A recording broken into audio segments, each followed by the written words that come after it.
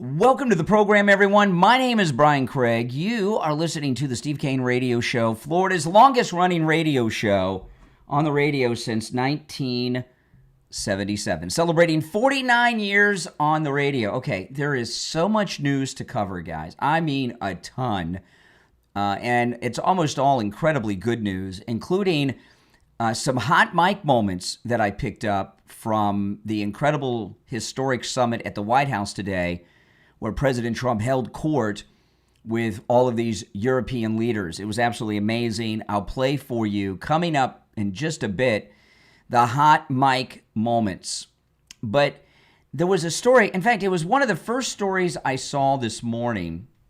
When I got up and started my show prep, the first website, the first news website I go to every morning is the Gateway Pundit. I know, it's my favorite news sites where I go first thing, first site every day. And they had a story there, and it was one of the first stories I saw this morning when I started my show prep. And it's a weird story, but you know, there's so many other things, and I thought, well, maybe I'll get to it, maybe on the show today, maybe. But then the more I was thinking about it, the story is really bugging me, and I'm going to bring this up here in the beginning. And this is very strange, and I will get into all the events of yesterday, including sharing with you the hot mic moments. But here's this story. Over the weekend, I read a story that Judge Jogn turned down the job as deputy director of the FBI. Yeah, she turned it down. She's got a better job, doesn't she? Absolutely. But she turned it down. And that means that Dan Bongino was not the president's first choice. He may have been the second choice. We don't know. But we know Judge Jogn turned it down, according to reports over the weekend. And there's been a lot of movement in the lawfare, no doubt about that. However, we haven't seen any arrests yet.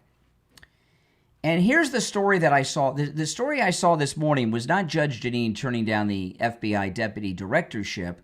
I saw that over the weekend. But this story, which I've seen in a few news outlets today, and Dan Bongino has even commented on this story, I just can't get this off my mind. And I want to share the story with you before I get into the other stories and get your thoughts on this. Here's the headline.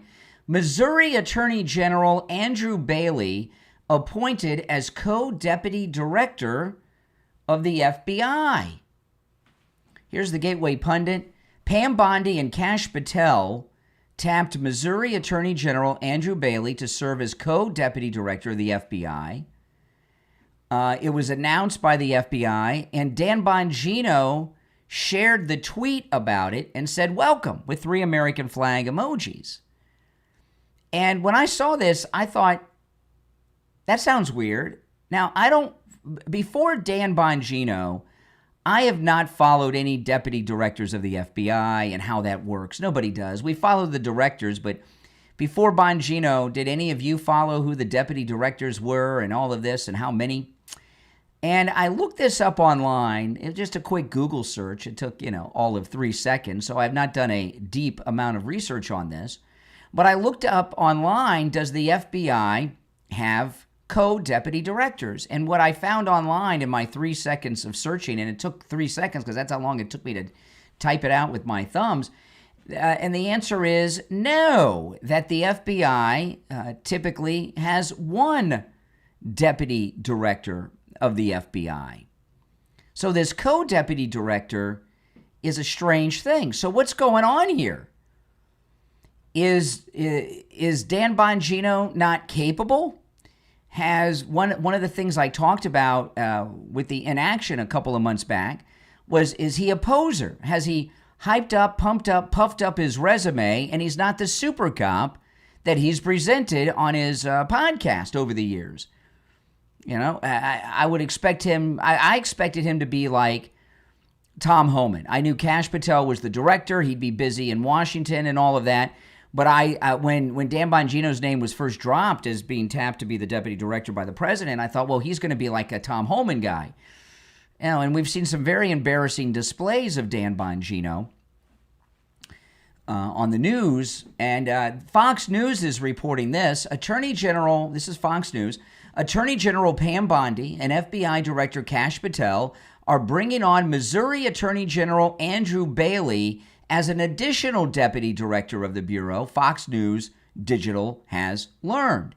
Bailey will serve as co-deputy director alongside Deputy Director Dan Bongino. Pam Bondi said to Fox, "I am thrilled to welcome Andrew Bailey as co-deputy director of the FBI. He has served as a distinguished state attorney general and as a decorated war veteran, bringing expertise and dedication to service. His leadership and commitment to country will be a tremendous asset as we work together to advance President Trump's mission." That's right out of corporate, PR. Bailey is now this is the Gateway Pundit says Bailey is a staunch Trump supporter. He fought against crooked prosecutors that were targeting Trump with lawfare. Recall last year, Andrew Bailey filed a lawsuit against the state of New York, accusing it of an unconstitutional attack on the democratic process through its legal actions against President Trump. And that, of course, would be, all those court cases in New York, the civil and the criminal cases of the lawfare. So this is interesting to me, and I want to hear your thoughts on this. Is this guy the real deputy director? Is Dan Bongino incapable of doing the job and going out and arresting people? We know the grand juries are about to come back with indictments. Who the indictments are of exactly, we don't know. There's a lot of speculation at Brennan and others. Schiff, by the way, he acted last week at that weirdo event with Gavin Newsom that turned into an ICE raid in California. But this guy sounds like the real deal, for sure. So why have they brought in a co-deputy director?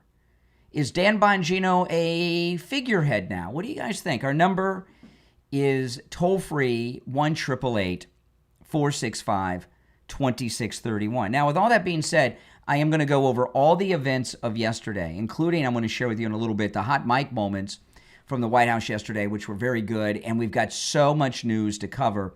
So I don't want the whole show to be about this, but I do want to hear your thoughts. Isn't this weird? And why is this going on? If you remember a few weeks back, Dan Bongino was threatening to quit. We saw him have a meltdown on Fox and Friends about marital problems. So I don't know. It's all speculation, but what's not speculation is this co-deputy director is weird and very unusual. All right, our number is toll-free, 1-888-465-2631. You're on the air. What's your name? Where are you calling from? You're on the air once, twice. All right, you missed your opportunity. The rest of you on hold, you hang in there. We will take some calls after the break. And I am going to get into the news stories when we get back from the break. But this needs to be discussed as well. Something's weird here. And I tend to believe that he's a poser, Dan Bongino. He's not the federal agent he hyped himself up to be. And they're bringing in like a real cop that knows how to do it, is what I'm thinking. I could be wrong. I want to be wrong. I like Bongino.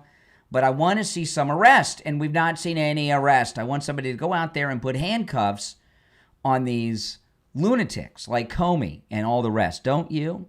All right, now I do want to remind you guys of this, that it is still $100 on orders of $100 or more at MyPillow.com. It is free shipping, and there's a lot of great specials going on. You can get the MyPillow My Coffee for 50% off.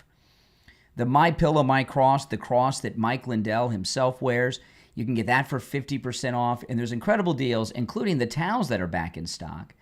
The Giza Dream Sheets, just $69.98. I have the Giza Dream Sheets are amazing. They're made of 100% Giza cotton, which is the finest cotton in the world. And Mike Lindell, he says, there's a lot of companies out there that sell Giza cotton sheets, but they're only 10% Giza cotton. The MyPillow Giza sheets are 100% Giza cotton. And whatever it is about that Giza cotton, I don't quite understand, but I'm not Mike Lindell. He does. Whatever the temperature is, you're like Goldilocks in these things. In the summer, where it's like 100 degrees, it's hot and everything else, you get in bed with these Giza Dream Sheets, and it's like you've got air conditioning. You're cool and comfortable. during the cold winter months you get in the Giza Dream Sheets, you're warm and toasty. I don't know what it is, but your body is the perfect temperature every night, no matter what time of year it is. And they're regularly $109.98. Now just $69.98 with our promo code Kane at checkout, Kane. There's some new colors and patterns available. And remember, it's free shipping on all orders that equal $100 or more with our promo code Kane at checkout, Kane at mypillow.com. Callers on hold, you stand by. We're going to take our first break of this Manga Tuesday morning. I'm Brian Craig. This is the Steve Kane Show, Florida's longest running radio show. We'll be right back.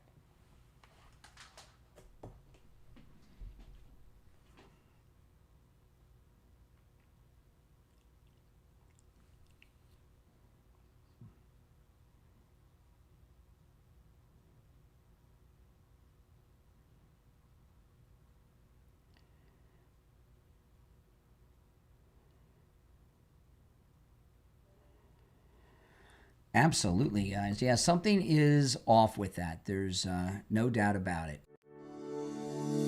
Hey, let me ask you something. What do you do when the system runs out of answers? When the doctors say there's nothing more we can do, but deep down you feel like the story isn't over? What if illness isn't the end of your story, but the beginning of a deeper one? Out of the Fire, from author Mark Dixon, is a powerful true story of a woman's resilience, reflection, and awakening after 20 years of MS. It's not about quick fixes. It's about what happens when you finally start listening to your body. If you've ever felt dismissed or overlooked, this book is for you. Get Out of the Fire, available now on Amazon.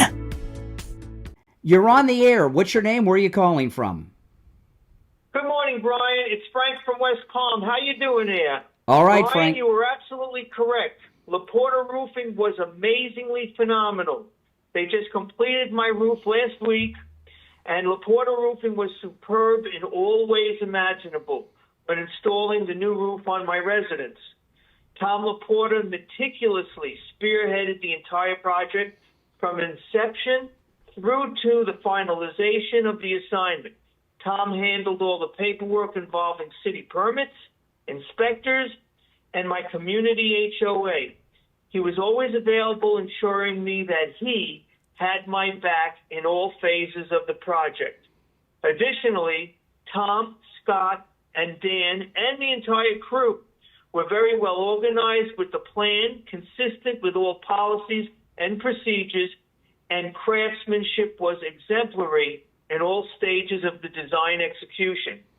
Tom, Scott, and Dan maintained continual contact with me, the homeowner, asking if there were any questions I had or anything further I needed. LaPorta Roofing is, in every respect, a stellar, 5-star, AAA, family-owned company that is a reliable, peace-of-mind roofing organization. These guys are spot on with regards to perfection, and they demand it. I remain mesmerized upon the completion of the job. My roof is a masterpiece. And one last thing before I forget, they were the least expensive quote that I received out of 4 quotes for roofing. I thank Tom LaPorta Roofing for all that they do. Wow, Frank. Well, thanks so much. Tom LaPorta at LaPorta Roofing. He covers both the east and west coast of Florida and everywhere in between. He works with every type of structure, residential, commercial, municipal, and he works with every type of roofing material. Also, don't forget, Tom LaPorta will never sell you a roof you do not need. If you need just a simple repair, he'll do it. He can also handle the job of any size, whether it's a single-family home or an HOA with over 200 units. Give him a call. This number rings directly to Tom LaPorta's cell phone, 954-604-4602. All right, we're back. I'm Brian Craig. It's the Steve Kane Show. All right, I'm going to go to the phones. Now, again, I'm not going to spend the whole show talking about this Bongino story because there's a lot to cover. But I am going to talk about it early on because I think it's an important story. If you're just tuning in, we've gotten 2 things that came out about the FBI in the last couple of days. Over the weekend, a story came out that Judge Janine turned down the job as deputy FBI director. So Bongino was not the first choice. He may have been the second choice, but he wasn't the first. But this morning, the news story is that Pam Bondi and Kash Patel have brought in a co-deputy director who is the Attorney General of the state of Missouri, strong MAGA guy who's taken on New York in their lawfare against the president. And I've never followed the co-deputy directors of the FBI. Who has, right? Other than FBI people. But I did a quick search online, and all the research results say that the FBI only has one deputy director. So this is very unusual. What's going on here? Let's take some calls. You're on the air. What's your name? Where are you calling from? Yeah, good morning, Brian. How you doing today? All right, Richie. You know, I'm going to make a comment on this. You wanted opinions, okay, with Dan Bongino? Yeah. Personally, I think you're looking into this a little wrong here. Let me ask you a question real quick. Was Tom Holman, you keep on comparing him. You keep on saying, I thought he'd go out there like Tom Holman. Well, Tom Holman actually, hold on, I got my lines mixed up. Oh, is this Richie? No, okay, hold on. All right. Are you back, Richie? No? Okay, I lost Richie there. Richie, are you back? Yeah, I'm okay, back. I'm sorry. I hit the wrong button. Go ahead. It's early. It's okay. Tom Holman was put in there before Kristi Noem was put in there. He was offered, he was offered to be the Homeland Security Secretary and turned it down. Yes. Well, no, but not that. But he was also the border czar. Okay, so he was put in there the border czar. Correct. And I believe Kamala Harris was the first border czar, basically, that was named by the press. I don't know. The point I'm bringing up is this. Listen, the chief cop of the United States is Pam Bondi, but yet she doesn't go out into the raids. Kristi Noem, she's very unusual that she's gone out into some raids. That's not normal for Homeland Security to go. Yeah. In other words, what I'm trying to say to you is these are pencil pushers. You never seen a director like Kash Patel go out there and start arresting people either. They're basically Richie. Richie, We understand. Hold on. So listen. Let's get back on track here. And if you're on hold, stand by. This co-deputy director. So again, I've never followed the deputy directors. No one has before Bongino, right? But I just did a quick Google search. So this isn't some definitive thing that I'm coming up with. It's just a quick Google search. Right. Because what else am I supposed to do? So and what I searched is does the FBI have more than one deputy director? And this is what came up. The FBI has one deputy director, not multiple. The deputy director is the bureau's second in command, right under the director, and is responsible for the overall day-to-day operations. However, the FBI has multiple executive assistant directors. Those are the ones that serve directly under the deputy. And then they also have associate deputy directors. Okay? But this title is a co-deputy director, which means they have this equal power that it doesn't look like anyone's had, at least not in a long time.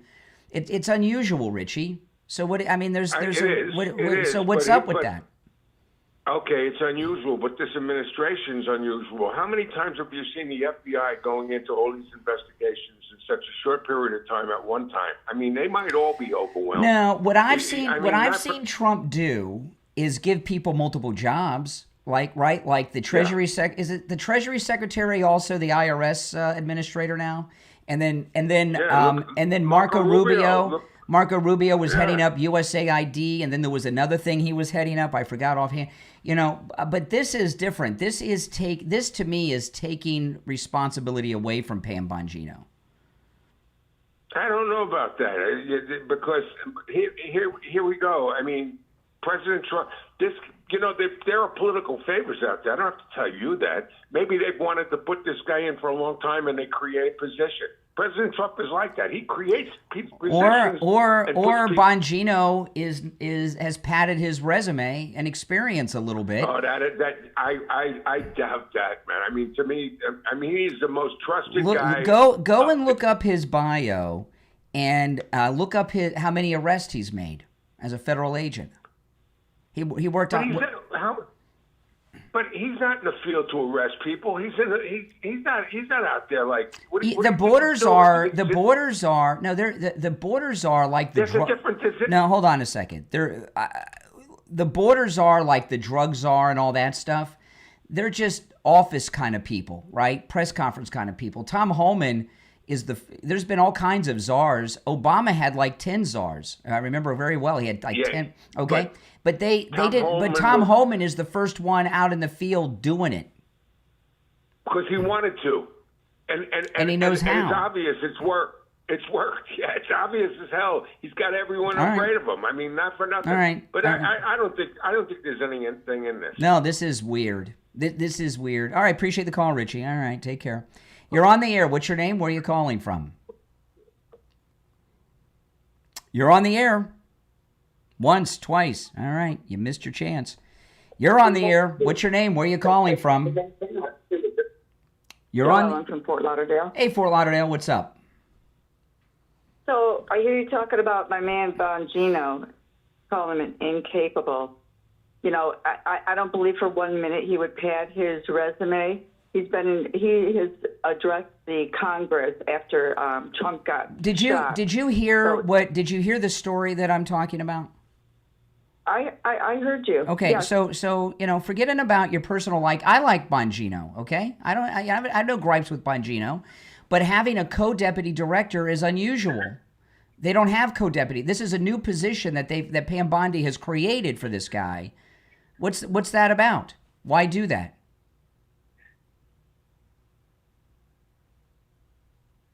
Did I lose you? Hello? Oh no, I keep getting my lines mixed up today, guys. My apologies. You're on the air. What's your name? Where are you calling from? Still Joellen from Fort Lauderdale. Oh, hey, Fort Lauderdale. Okay, sorry, I got the lines mixed up when I was answering the lines. My apologies. Okay. So no, this is a new position that Pam Bondi created, co-deputy director, that didn't exist before. Why would she do this? Maybe they need a lot of help there. I don't think Dan Bongino is going to go and arrest Comey without first going through Pam Bondi and Kash Patel. So it's not like everybody wants arrest. Once again, they're not going to arrest anybody until they know, especially those high-ranking people. Yeah, we know all that, but why create this new co-deputy director position? Maybe because he brings more to the table. Maybe he brings more to the table, and why can't there be two positions? Because this has never happened. They only have one deputy director. Just because it never happened doesn't mean it can happen, right? Well, obviously, because it has happened. The question is why? Okay. Why? Okay. You don't think Dan Bongino's a little embarrassed by this? Dan Bongino, I don't think you really listen to him enough to know him. I know him. Yeah, I don't think he's embarrassed. I don't think he's embarrassed one bit. Okay. He probably needs the help. There's tons of things, as you know, going on. That's what the assistant directors are about. They have these assistants that work under the deputy. No, something's up with this. Well, all right. Well, I think that it's. I know you got a thing for Bongino. I like Bongino, but everyone who's MAGA likes Bongino. But come on. Okay. But we don't want to be like Democrats. There's obviously something strange about this. Why avoid it? We should talk about it. I don't think it's strange. I don't think it's strange. There's a lot of things that are going on, and maybe this guy brings his expertise. And let me ask you this: do you think, as a woman, do you think Dan Bongino is hot?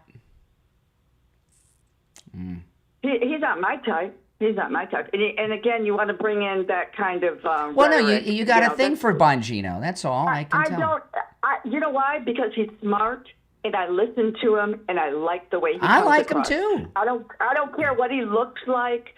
I don't care about that at all. Okay. Doesn't. All right. Okay. All right. So you have to make everything about sex. No. As you always do. I don't. I make everything about sex. Everything I talk about, I make about sex. Well, I think you don't think that's an exaggeration, Joellen? All right, Joellen. All right, appreciate the call. Joellen doesn't really like me, if you guys haven't noticed when she calls over the years, but that's okay. A lot of people don't like me. I don't understand why, but there are people that don't like me. I want to talk about Tom Laporta at Laporta Roofing. Tom Laporta at Laporta Roofing does incredible work. I've seen his work many times on different types of structures. And I've had so many listeners tell me off the air the great work that he has done for them. In fact, on the last cruise, we could have a subgroup of just people that have roofs from Tom Laporta at Laporta Roofing. We could have a whole subgroup in our cruise group with that. I was surprised how many one guy we were having a private party on the back of the ship at night, sailing somewhere out in the Atlantic Ocean. And one of the guys in our group, he says, "Hey, man, I got a new roof from Tom Laporta. That guy's awesome." Then another guy comes up, "Yeah, I've got a Tom Laporta roof too." Somebody else says, "Yeah, he came out and did a repair." And, it was kind of like, he does great work. And let me tell you, his team, I know they're roofers and all that. That's the correct title. But they're really artisans. If you look at the work that Tom Laporta at Laporta Roofing and his crew do, it is incredible roof work, and calling them artisans is really an appropriate a term to use. The work is incredible, and roofing is a big industry down in Florida. You want the best. You want a guy like Tom Laporta, who's a good MAGA guy, who will never sell you a roof you do not need, meaning if you just need a simple repair, he'll do it. He works on every type of structure, residential, commercial, municipal, with every type of roofing material there is as well, and also can handle the job of any size, whether it's one office building, one small single-family home, or a large office building, or an HOA that has over 300 units. He can handle that too. This number rings directly to Tom Laporta's cell phone. You can call or text. Now, I'm going to give you the website too, which is Laporta Roofing. The number at laportaroofing.com rings to the office, and you're welcome to call that number at laportaroofing.com. That's the office number. But if you want to get the owner directly, Tom Laporta himself, call or text 954-604-4602. 954-604-4602. We'll be right back.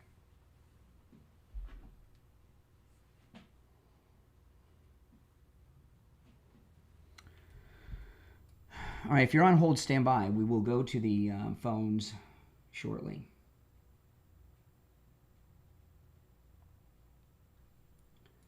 Hold on.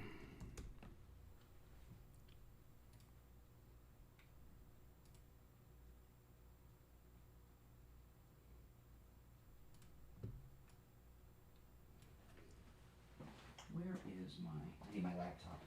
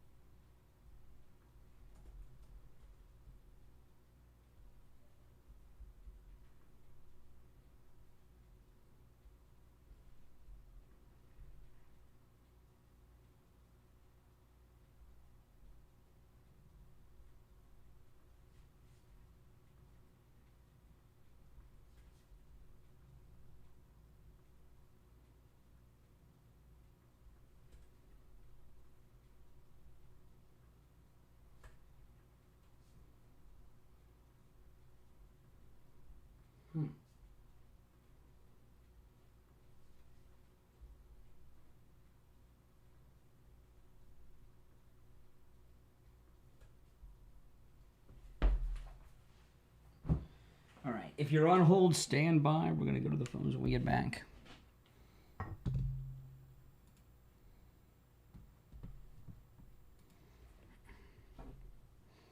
There's one opening on the board.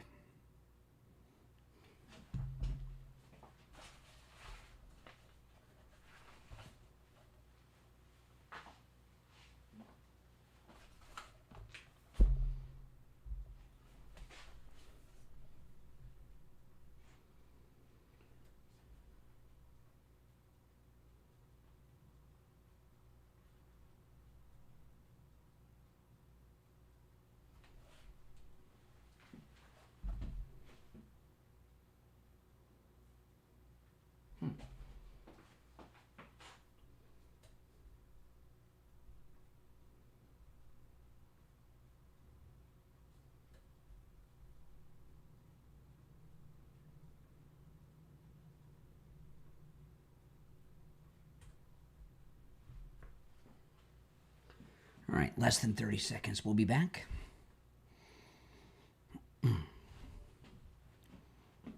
Welcome. If you're new, make sure you subscribe, all right?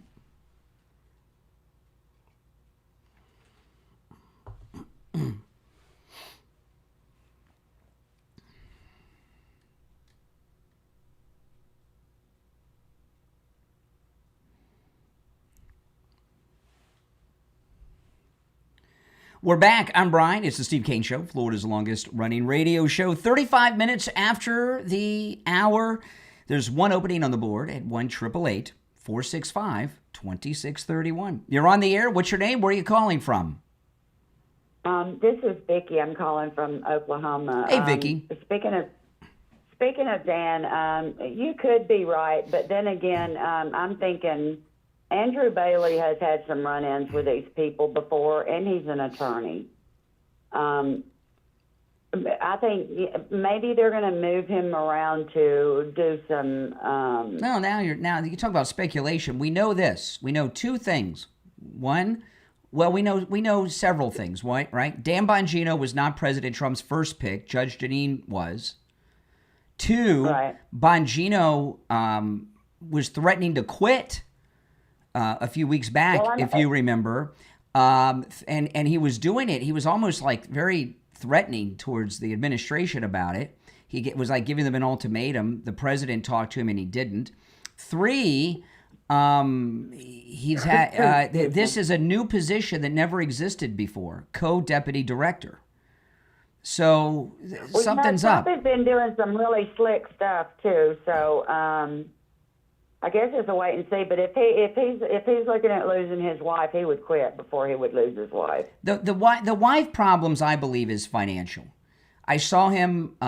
He was making millions of dollars a month. Yeah. And I promise you, they're not making that kind of money now with him not doing the show. And when he had that breakdown, and, I told my husband in the beginning, I said, this wife, she might be behind him now, but when that money quits coming in, she's going to be upset. If you look at marital and he said on Fox and Friends a couple months back that him and his wife were divorced and then separated, and then he says, well, I mean, separated by distance. He was obvious he slipped, and from my experience, I remember that, yeah. And from my experience of knowing people that have had marital problems. I'm married. Always about money. Well, there's two things that cause marital problems: infidelity and money. Someone becomes gay. Okay, other than that, okay. so do you know of any? Yeah. So when someone's having marital problems and they divorce, in almost every instance, it's one of those three. Usually infidelity or money. I know that distance can do it too, and the money combined, and they just use the distance as an excuse to not bring up the money part. You know what I'm saying? Listen, I like Dan Bongino. Don't misunderstand me, but something's up here. Why are we? I know you do, and you could probably be right. If I don't like people, I'll tell you. There's a lot of people I don't like. I don't like Mark Levin. I think he sucks. And I think he's full of himself. He gets on my nerves. Yeah, so if I don't like someone, I'm the first. I'll tell you. Unreal. Yeah, that's right. I said it. Exactly. So I think it's cheats. But yeah, I agree that this could be, because that was the first thing I told my husband when he was picked for that, and I said, if he takes this, I said, when the money starts running low, the wife is going to get upset. And That's not a problem. And when he had a money machine going on there, and making millions of dollars a month, it was reported. And but believe me, he's a new money person. Believe me, when people are new money, The wives don't care if it's just him and her, but when it comes to the kids and the kids have to suffer for it, that's when the wife I don't know gets about that. upset. Well, usually when somebody's new into money, they're also supporting a bunch of family members, and the wife likes going out to Worth Avenue in Palm Beach and buying those fancy purses that Melania likes, and you can't do that on a deputy director's salary of $100 and some thousand a year. Right. I think more when it affects the kids, like they can't go to the private school they were going to, so on and so forth. Yep. But I guess we'll just have to sit back and wait and see. Okay, take care. All Good right, I appreciate it. Good call. You're on the air. What's your name? Where are you calling from? My name's Robin, and I'm calling from Missouri. Hey, Robin. And, I just want to tell you, I love how much respect that you show for Trump and the cabinet, and it seems like other people that are Republican and MAGA and all that, they still can get negative, and I hate it. Mm-hmm. Oh, yeah, I know what you mean. But I called to say this, and this could be an infantile way of thinking of it, but could there be the reason for that position between Bondi and Pam is maybe a buffer between them? Because I had heard some stuff, I hate to say the name, the Epstein thing. No, that's all fictitious. Anybody that's talking about Epstein is just making stuff up or repeating lies somebody else made up. I agree. Yeah. I didn't know if any of that between them was true. No. It makes me think they needed You know, to a lot. separate Listen, them. here's the thing in the media. A lot of people in the new media, they talk and do things that'll get attention. And Epstein is one of them. There's a lot of new media, these influencers, and Epstein is, good for clicks and views. And like if I could do a show every day on YouTube talking about Epstein, just, even though there's nothing new because it's so old, and I would have so many views and so many calls, and and that's and that's why a lot of people bring that up. And there's a new phrase that one of our listeners left me a message, and they called them MAGA posers, the fake MAGA posers. There's a lot of fake MAGA posers out there, and they're not really MAGA. And they talk about this stuff all the time and all of this. But no, there's nothing there with Epstein. Everything, it's all made up stuff you're hearing. Okay, so I don't know why they would need the extra position then. I'm with Well, you. because there's It's a so little many other positions you could give a guy like this a job. And the only one I can think of is they're pissed off at Dan because Bongino was threatening to quit a few weeks back. And he was, yes. He was looking for a way out to get back to his job, then the other thing is he may not know how to go out and arrest people like Tom Homan does. I mean, you see Tom Homan, he's leading these agents on raids live on TV. Yeah. Yes. Yes, he is. That's what I think what people want to see. We know the indictments are coming from the Bondi grand juries. Hey, I appreciate the call. Welcome to the program. Hey, thanks, Brian. All right, Take care. Take care. If you're on hold, stand by. I want to ask you this question. This is an important question. Are you in pain? I used to be. I used to be in so much pain till I met Dr. Appleton and took advantage of his laser away pain treatment. And he's rid me of pain 7 times. Some of the pains I had for decades. My knee pain, I was suffering with that for 30 years, maybe a little longer. And I just thought that was my life, this knee pain, especially this time of year. During the hurricane rainy season, we get those rains, and oh my goodness, it would hurt so much this time of year. And 3 years ago was the first time Dr. Appleton treated me with his laser away pain treatment, rid me of pain, and the pain has not returned 3 years later. And by the way, the 6 times after that, the arthritis pain, my accidents, my falls, and all that he's treated me for pain for, Those pains gone and have not returned either. Remember, with Dr. Appleton, there's no drugs, no shots, no injections, no surgery. The laser treatment not only is 100% painless, you don't even feel it when it's happening, and it's a very short treatment. And Dr. Appleton performs all the laser treatments himself. Also, appointments are not necessary and walk-ins are welcome. Give Dr. Appleton a call, 954-973-0710. 954-973-0710. That's 954-973-0710. And online, AppletonChiro.com. We'll be right back.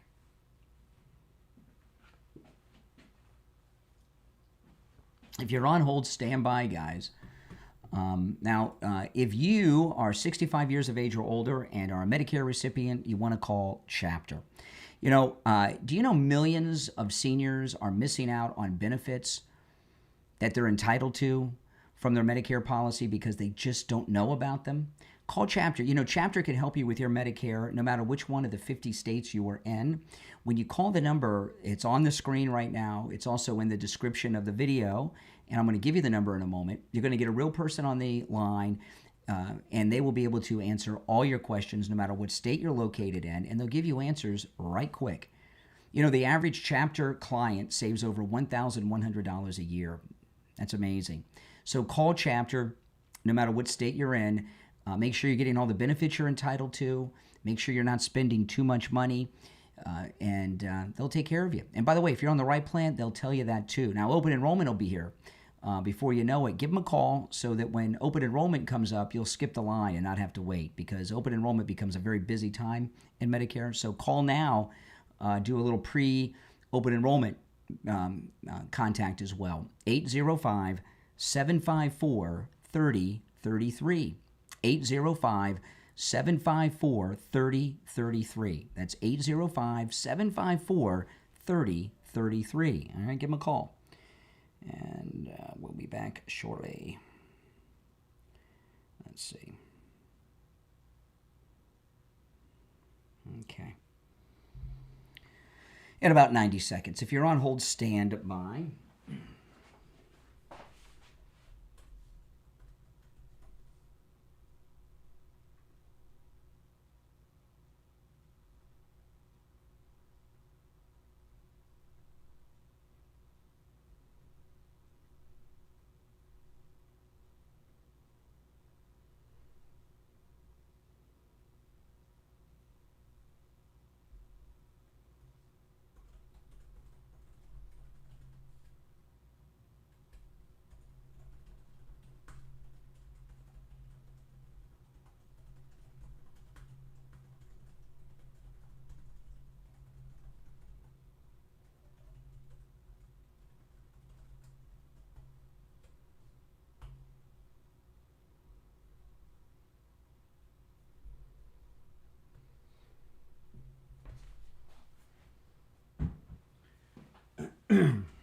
There's 2 openings on the board. If you're new, make sure you subscribe, guys. Just over a minute, we'll be back.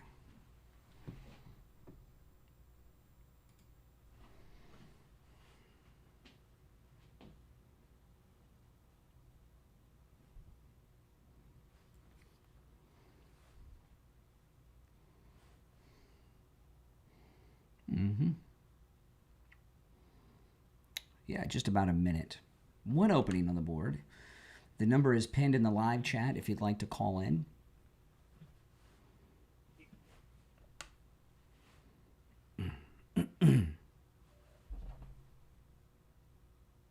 Oh, we're back. I lost track of time. Oh, my goodness. Oh, my name's Brian. It's the Steve Kane Show. Caught me there, off guard. This is Florida's longest-running radio show. Okay, there's 1 opening on our board at 1-888-465-2631. If you're just joining us, what we're talking about, Pam Bondi made a very unusual announcement. She's appointed the Attorney General of Missouri to be the co-deputy director of the FBI alongside Dan Bongino. This is a new position, never existed before. And I just thought it was odd and even maybe concerning. We're talking, what's going on here? And that's what we're talking about. Let's go. You're on the air. What's your name? Where are you calling from? Vicky from Virginia. Hey, Virginia, what's on your mind? Listen, do you remember that Don Bongino has been Secret Service primarily throughout his entire career? He was. Maybe He was. doesn't Yeah, he have was. Yeah, maybe doesn't have that judicial, prosecutorial, thing about him that is needed specifically when you're dealing with these kind of cases. So he's over. maybe So you're it's saying he's over his head?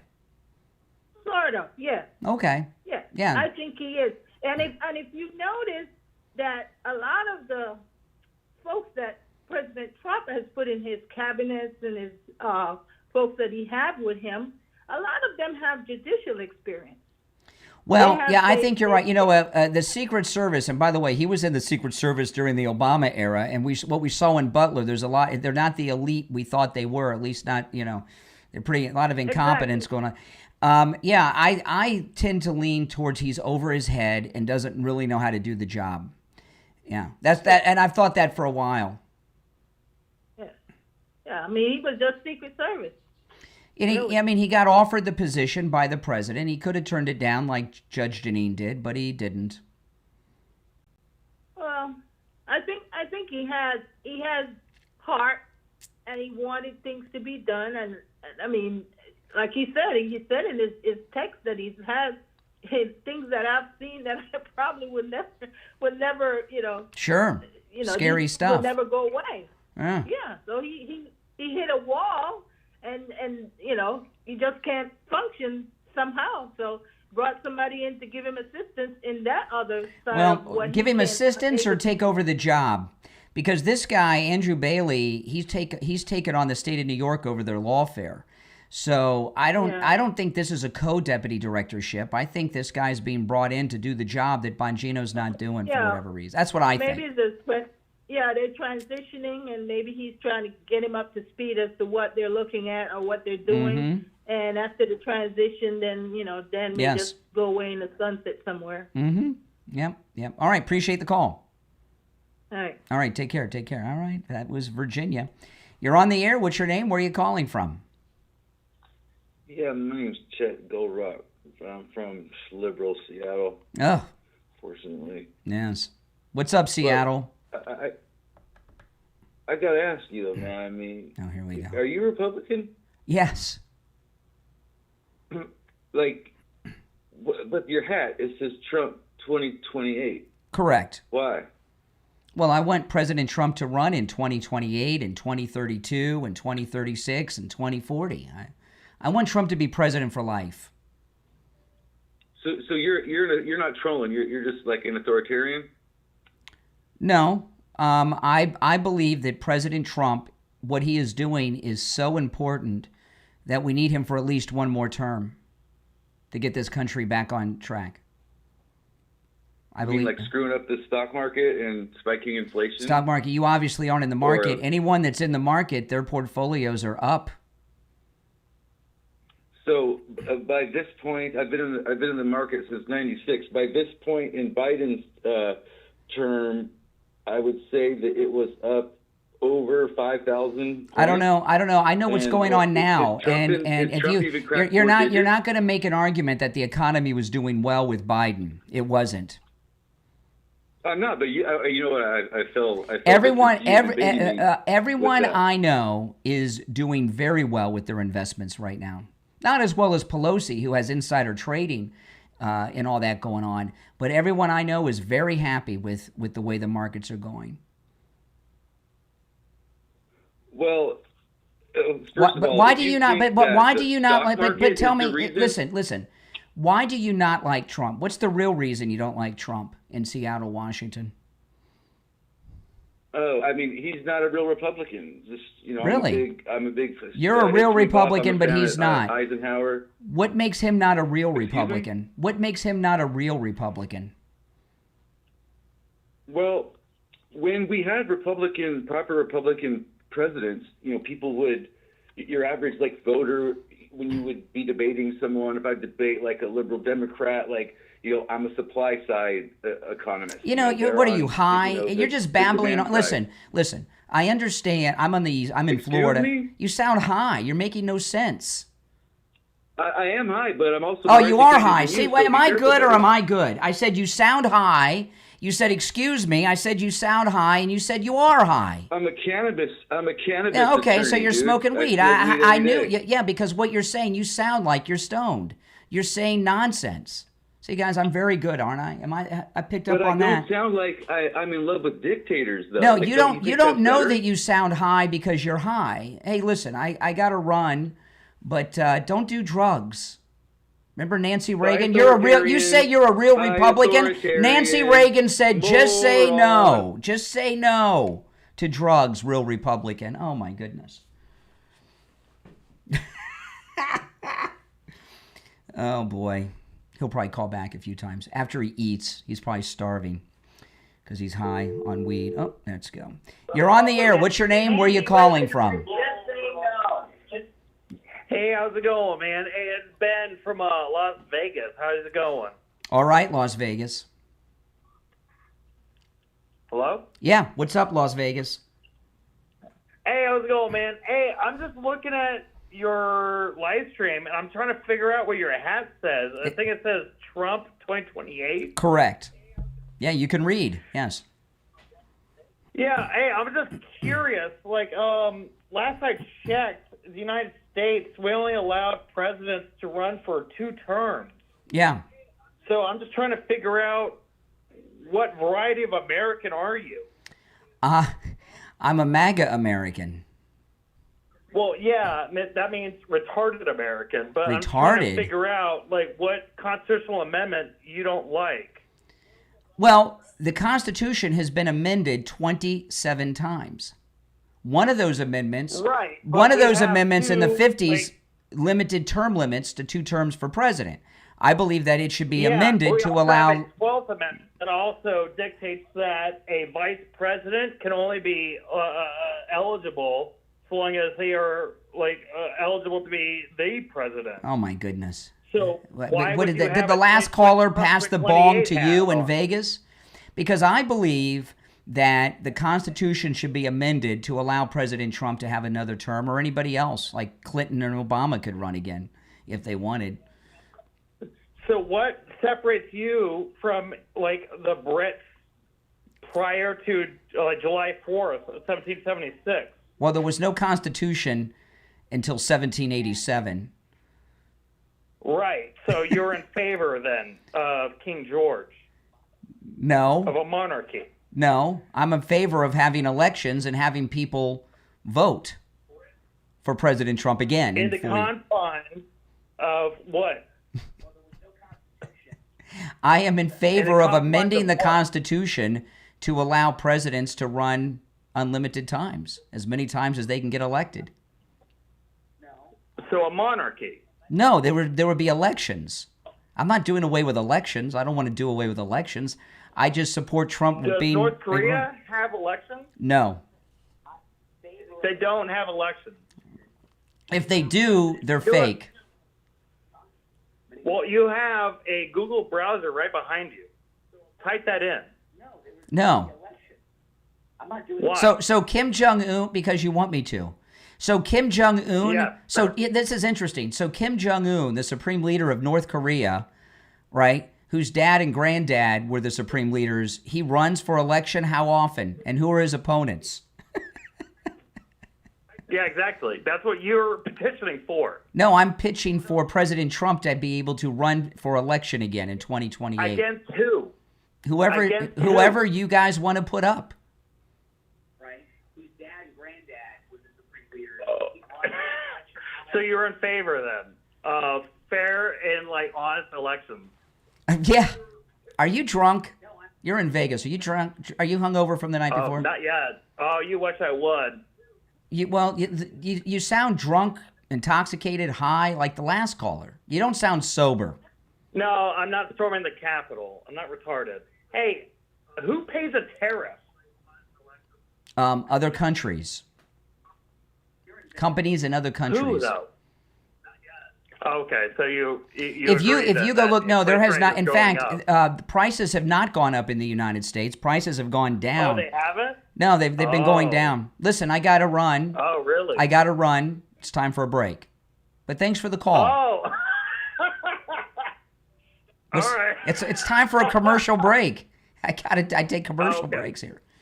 Hey, listen, who don't. Pays the tariff, though? I told you, companies in other countries. Yeah, hey, but who ultimately though? Other countries and companies in other countries. Hey, listen. Hey, other listen. countries. Don't drink and drive. Oh my goodness.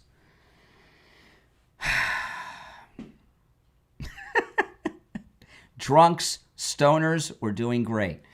It's the Steve Kane Show, Florida's longest running radio show, on the radio since 1977, celebrating 49 years on the radio. My name is Brian Craig. Our toll-free number is 888-465-2631, 888-465-2631. Yep, Trump 2028. We'll be back.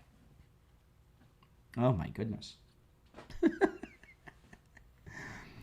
Oh, my goodness. Cracks me up. Hey, let me ask you something. What do you do when the system runs out of answers? When the doctors say there's nothing more we can do, but deep down you feel like the story isn't over? What if illness isn't the end of your story, but the beginning of a deeper one? Out of the Fire, from author Mark Dixon, is a powerful true story of a woman's resilience, reflection, and awakening after 20 years of MS. It's not about quick fixes. It's about what happens when you finally start listening to your body. If you've ever felt dismissed or overlooked, this book is for you. Get Out of the Fire, available now on Amazon.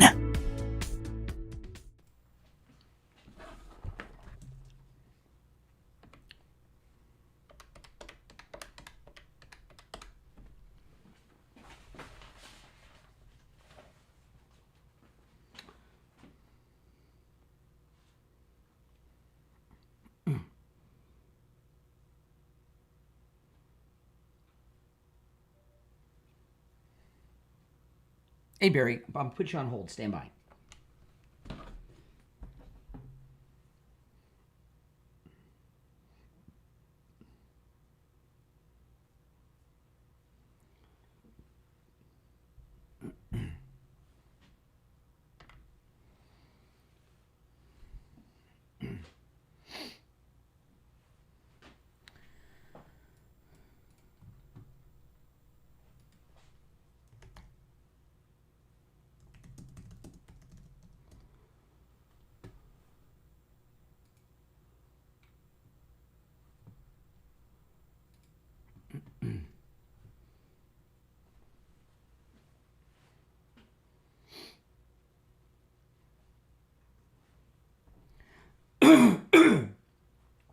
Oh, excuse me, guys. Sorry. Didn't mean to do that into the mic. If you're on hold, stand by. There's one opening on the board at 888-465-2631. We'll back in 30 seconds.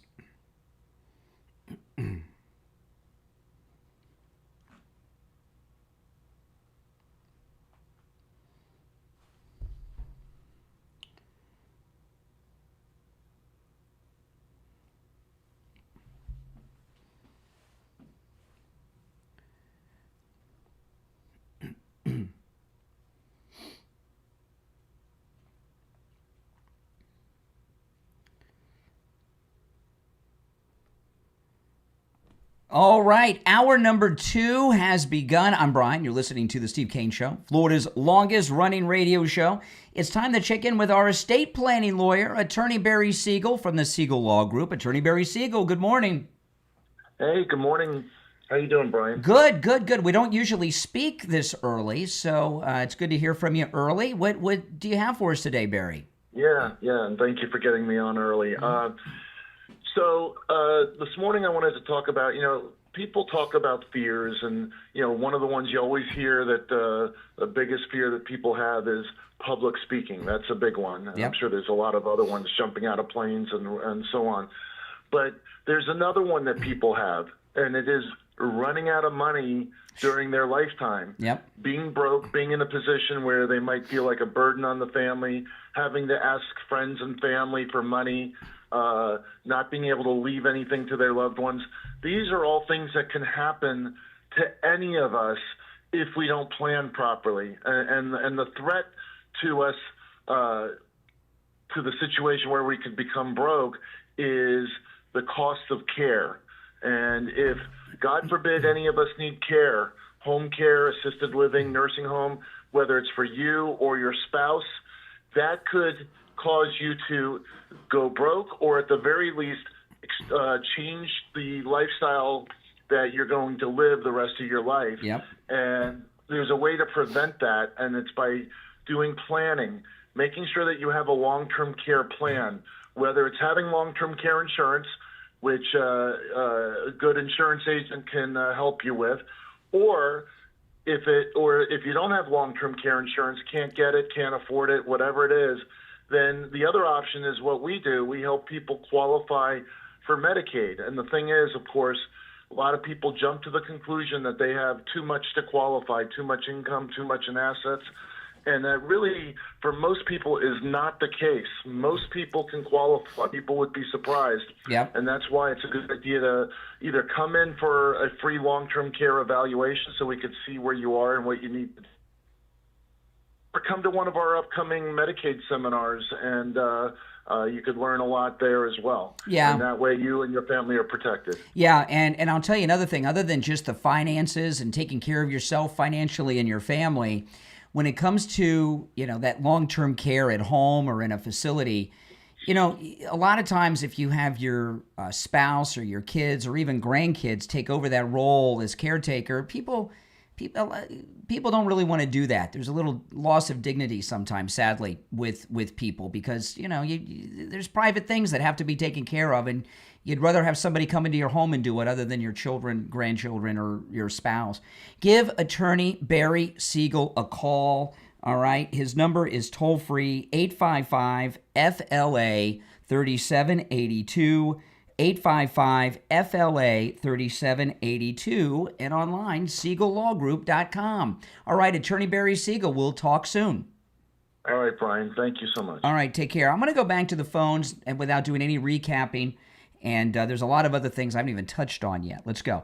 You're on the air. What's your name? Where are you calling from? Oh, sorry. Say again? You're on the air. What's your name? Where are you calling from? Oh, hi. This is Nate, and I'm calling from Japan. Okay. What's up, Nate, in Japan? Hey, I'm just an active duty service member. I'm stationed over here. I'm just calling, like the show, just wanted to see how much you knew about, or how much the importance of Trump's current tariffs against India, in that India is largely becoming a state sponsor of terrorism. Yeah. In an attempt to undercut Pakistan. Mm-hmm. Right now, they are actually funding the TTP, which is an Islamic State and Taliban affiliate of the Pakistani Pashtun people along the border of Afghanistan. You're in the service stationed in Japan? Yes. What branch are you in? Just curious. Navy. Well, Navy. I'm sure you're a strong MAGA supporter of the Commander-in-Chief. Yeah, but personal opinion. I'm not trying to get into supporting Trump and saying, yeah, I'm in the military, support Trump.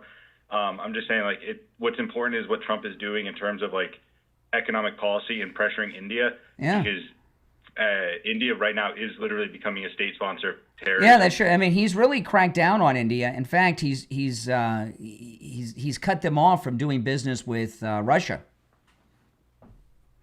Right, which is kind of undermining BRICS. And then what's going to happening is right now India is potentially going to cozy up to China, but all they can do really is turn into a vassal state of China.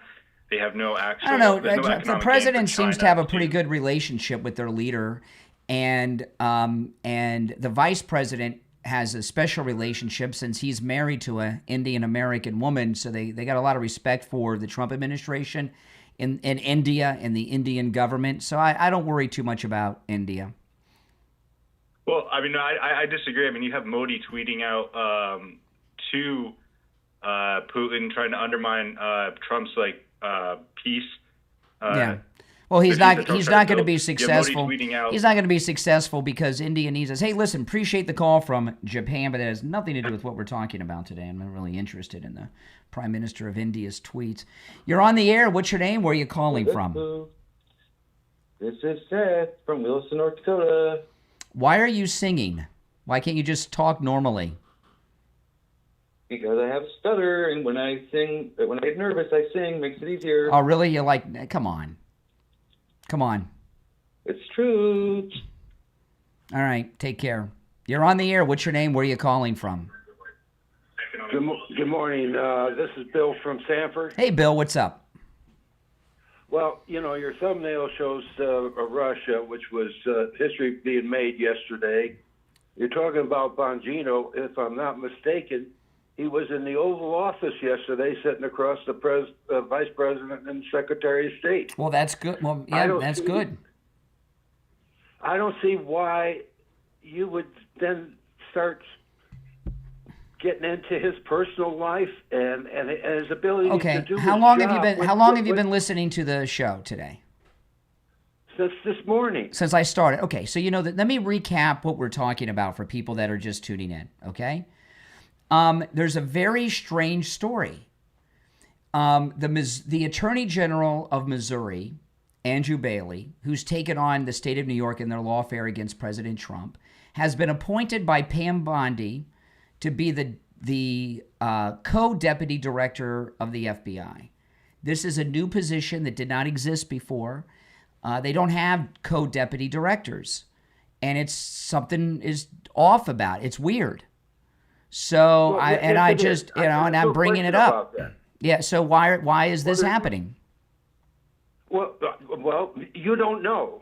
And if you know something about Bongino and his ability to do his job, this is what I know. I've seen him on television 2 or 3 times since he's been deputy director, losing it. Well, I don't see any reason to question his ability when Pam Bondi. I'm not questioning his ability. It seems to me that Pam Bondi's questioning his ability if she's appointing a co-deputy director. If I'm not mistaken, and this is a fact that I don't even know if it's true, that 167 FBI agents were involved in Russia. I mean, there's 167 FBI agents that should be dismissed. Yeah. If they're involved in. Correct. There's a lot of work this department is doing in the FBI, and there's so much going on.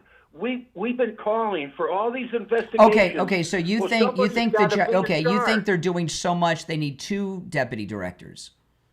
Yes, because look at the grand juries that are going in. Okay. I mean, all these.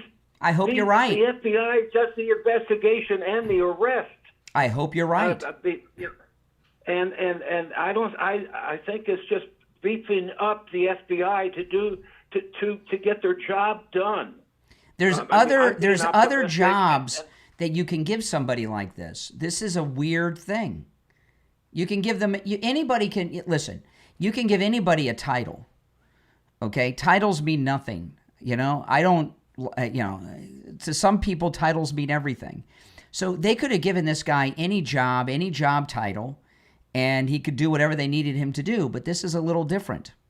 This is just strange. You don't think this on the face of it, you don't think this is embarrassing to Bongino? Well, I'll give you this, Brian. There should have been an explanation by the Attorney General as to the reason they're putting in this Attorney General from Missouri. And that leads to all this speculation that you're doing, and others may do the same thing. I understand. I had no intention I had no intention of talking about this for more than a few minutes, and I brought it up, and every line on my board lit up with people. So people are interested in this. But that's not what your thumbnail says. Well, because what happens, you're on my thumbnail and title on YouTube. This is what happens a lot of times, okay? And this is what happened with this. And I'm going to get to this stuff. There were some hot mic moments. I'm going to talk about what happened at the White House yesterday. There's no doubt. And there were a couple of hot mic moments that'll blow you away, which I'm going to play on the air. But this story, I saw this story this morning. It was one of the first stories I saw on the Gateway Pundit. It's also being reported by Fox News Channel, Trending Politics, and elsewhere. And I thought maybe I'll get to this and I'll let it play out a little bit today. And then on my podcast in the afternoon, I might cover it in more detail. And it just was on my mind. And I mentioned it in the beginning because it was bugging me. This is a very strange thing. When I looked up and found out there's no such thing as co-deputy director of the FBI until now, and we've seen Bongino cracking up on television multiple times under the pressure. He threatened to quit a few weeks ago, remember? He was threatening to quit his job a few weeks ago. Oh, absolutely. Absolutely. And it didn't look good for him. Yeah. So, and I agree, it does not look good for him. He has not. He's looked nothing but bad the whole time he's had this job. Well, then I look at it that why was he in the Oval Office yesterday during the Q&A with us? I have no idea. I have no idea. Well, Maybe you know what they could. You know they could. There's this possibility. The way that politics work in life, not just in government. I mean politics like in business and such. If there's no other way for me to look at this other than a demotion for Dan Bongino, okay? In the very least, at very least, he's got his share of the job, the authority. So, if not a total demotion. So, a lot of times when somebody is being slighted or demoted, there's this thing that's called promoting them or demoting them upstairs, kicking them upstairs. Maybe they brought him in there, so you're okay. You're here. You're part of the here. Look, you're in this history-making moment. You're here. Don't feel bad. You're not being demoted. You're here in the big historic meeting. It could be some of that. Well, somebody needs to ask Pam Bondi. Yes, I agree. Sure. I agree. And that'll put to the end of any speculation whether Bongino's doing a good job. Or they're splitting up the investigation parts from one handles this part and the other one handles the other part. If anybody at that level, if anybody needed more help, it would be Kash Patel. You would think he and Pam Bondi would, but they have people under them that can handle these things. This is a whole new position. Well, I understand that. When he was threatening to quit, you brought it up a point. When Bongino was threatening to quit a few weeks ago, it was really threatening. He was saying if he basically was saying if Pam Bondi doesn't do this or that, I'm out. You don't think that pissed off Trump and Pam Bondi? Well, absolutely. Yeah. But that doesn't mean he's not doing a good job. I don't know what he's doing. That's what I don't know what he's doing. Well, anyways, I do enjoy your show. I listen to it every day, and I'm just giving you a different opinion, and I'm more optimistic. No, that's fine. Hey, you don't think I don't mind people disagreeing with me? That's cool. I don't mind that at all. Yeah. But anyways, all right. I'll listen to the rest of the show like always. Okay, take care. Take care. If you're on hold, stand by. I do have to get to the other stories about yesterday and everything. Don't worry, I will. We will take our first break of the second hour. If you're on hold, stand by. My name is Brian Craig. This is the Steve Kane Show. Back after this.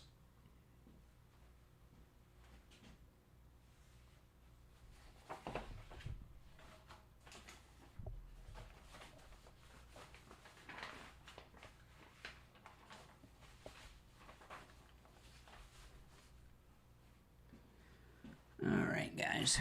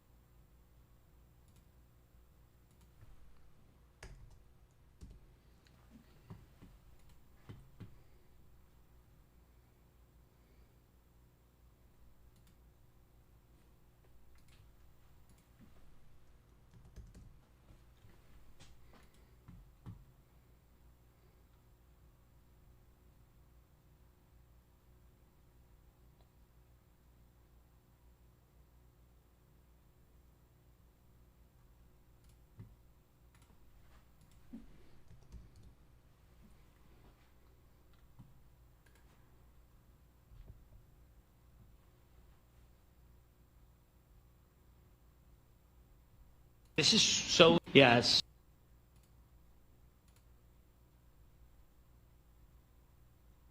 Being so bad.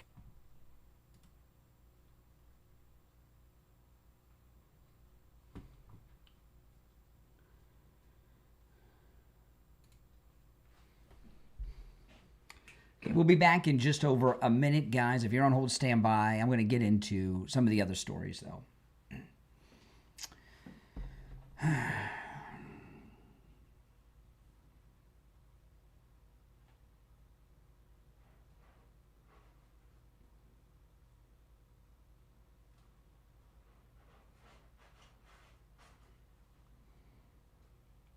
One minute, we'll be back.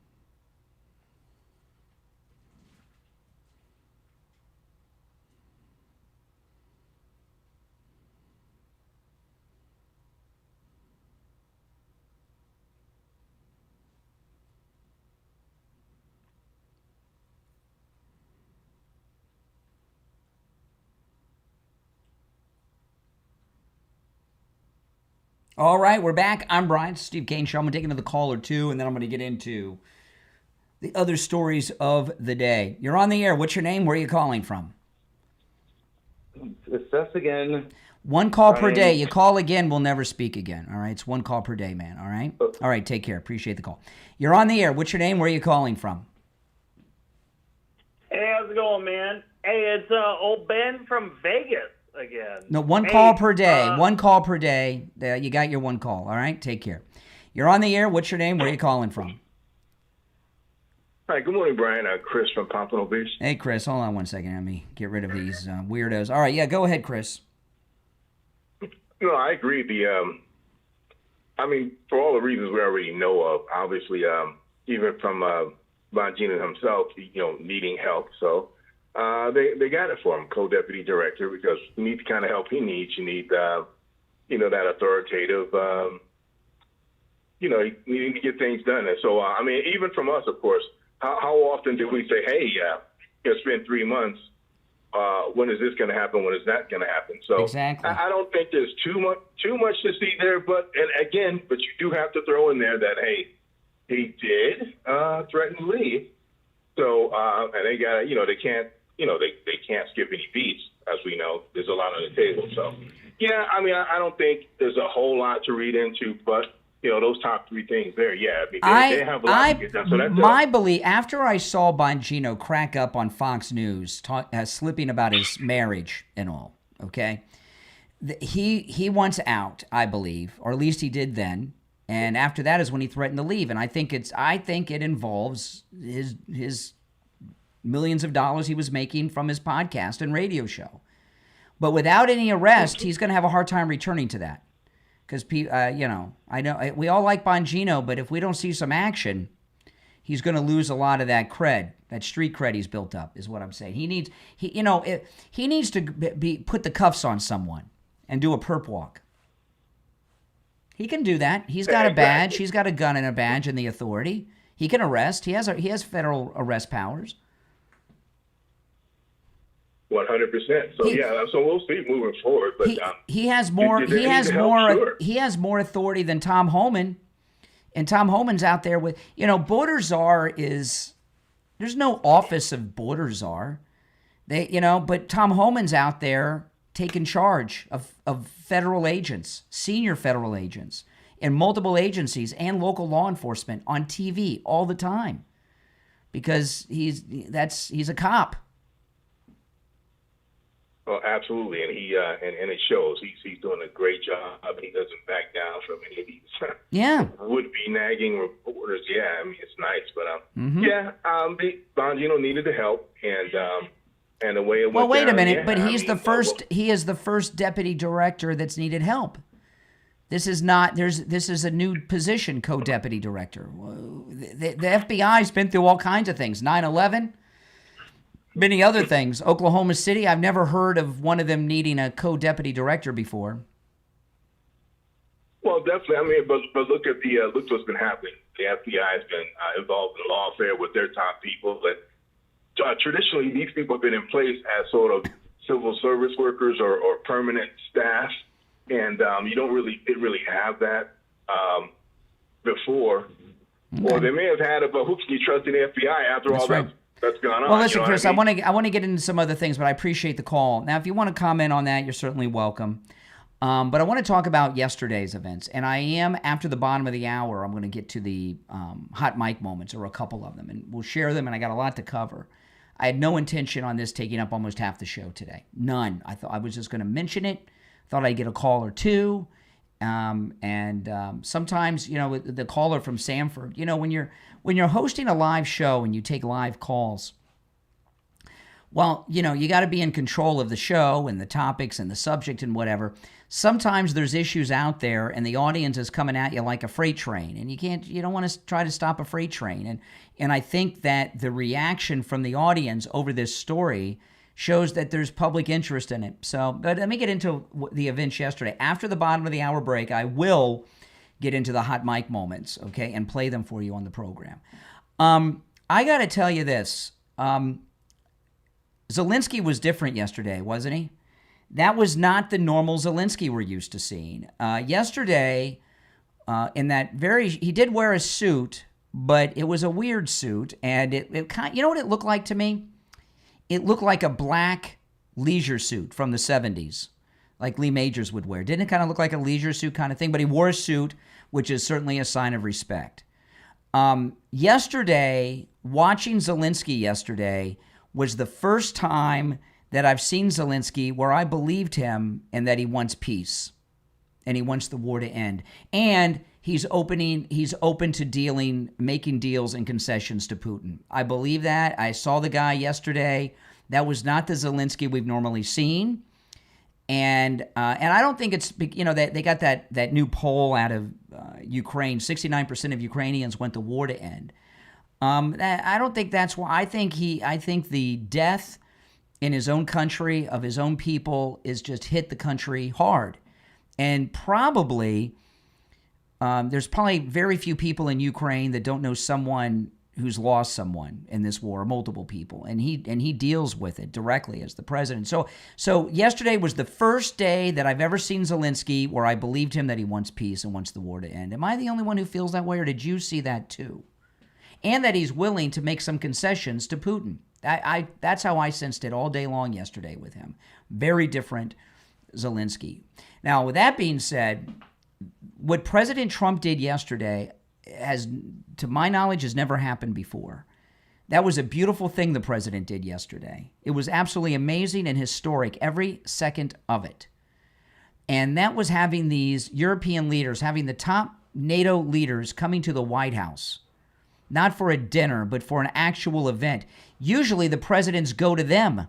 They go to the NATO headquarters in Brussels or one of their host countries, and they have meetings over there. President Trump was holding court.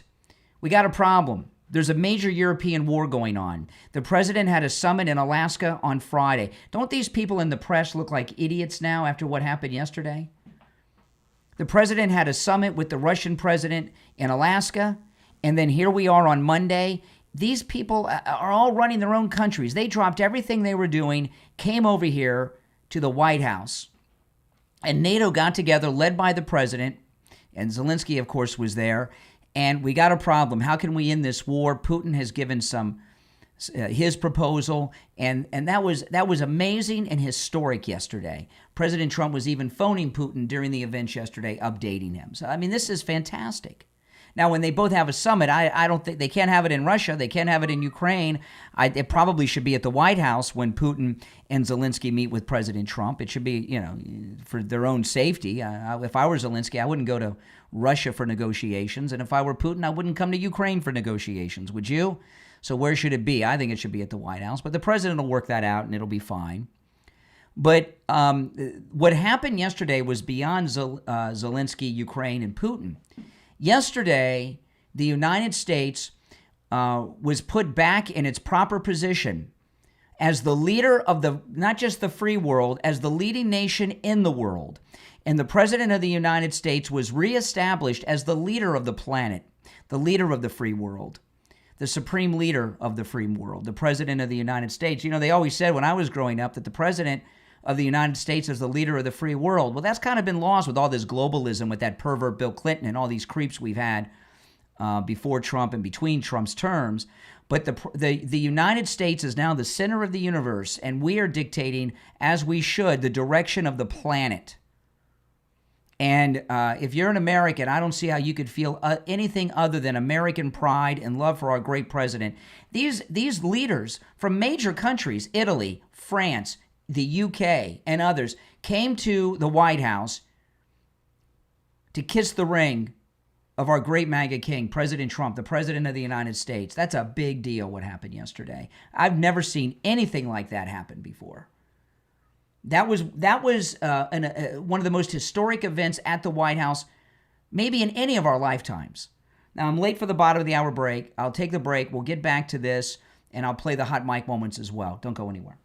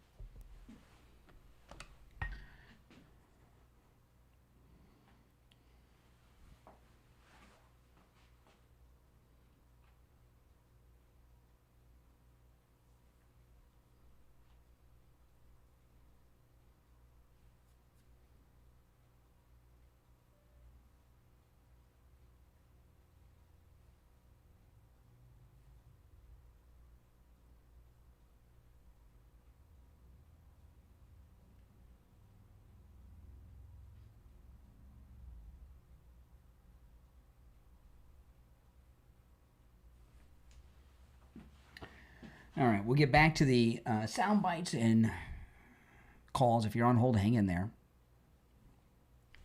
We'll be back in about a minute.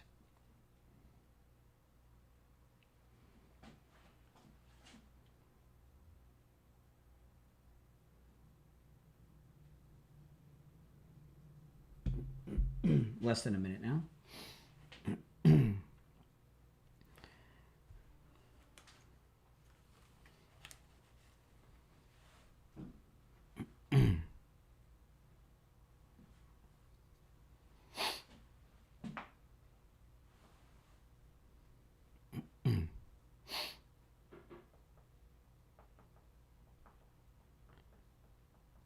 If you're on hold, hang in there. If you're new, make sure you subscribe, guys. All right, stand by.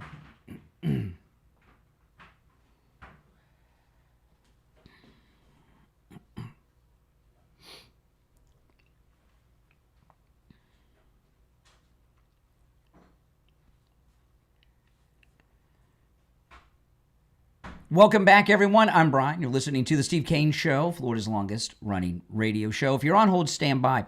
So it was a great historic meeting, very historic. The United States put back in our proper place as leader of the planet yesterday, which is great.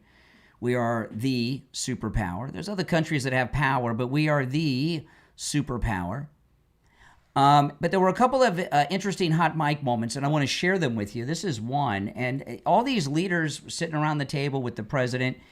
And when they were done talking, I noticed it, and I was watching this live, the cameras were going, but the mics were still hot. That's all we ask for is fairness with the media. Thank you all very much. Appreciate it. Thank you very much. Okay, now that's the end of the event with the leaders at the table, but the mics are still on. They're still hot, and the video's still going. And I was watching this live. You may have caught it, too.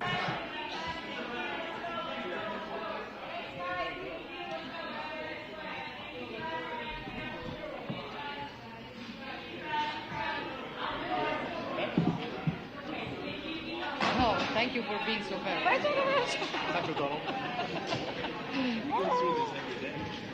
One of the leaders said, "You go through this every day?" All the time. But he loves it. He loves it. But he does it always. I never want to speak with my friend. He's a very good player, golfer, you know. Yeah, I know. You hear the Italian leader. She says, "I never want to talk to my press," and she says he loves it. He loves the press. And then there was another hot mic moment, and this is the hostess of Meet the Press, and she's talking to Macron about another hot mic moment with the president. Listen. President Trump was overheard on a microphone talking to you, and he said, quote, "I think he wants to make a deal," meaning Putin. "I think he wants to make a deal for me.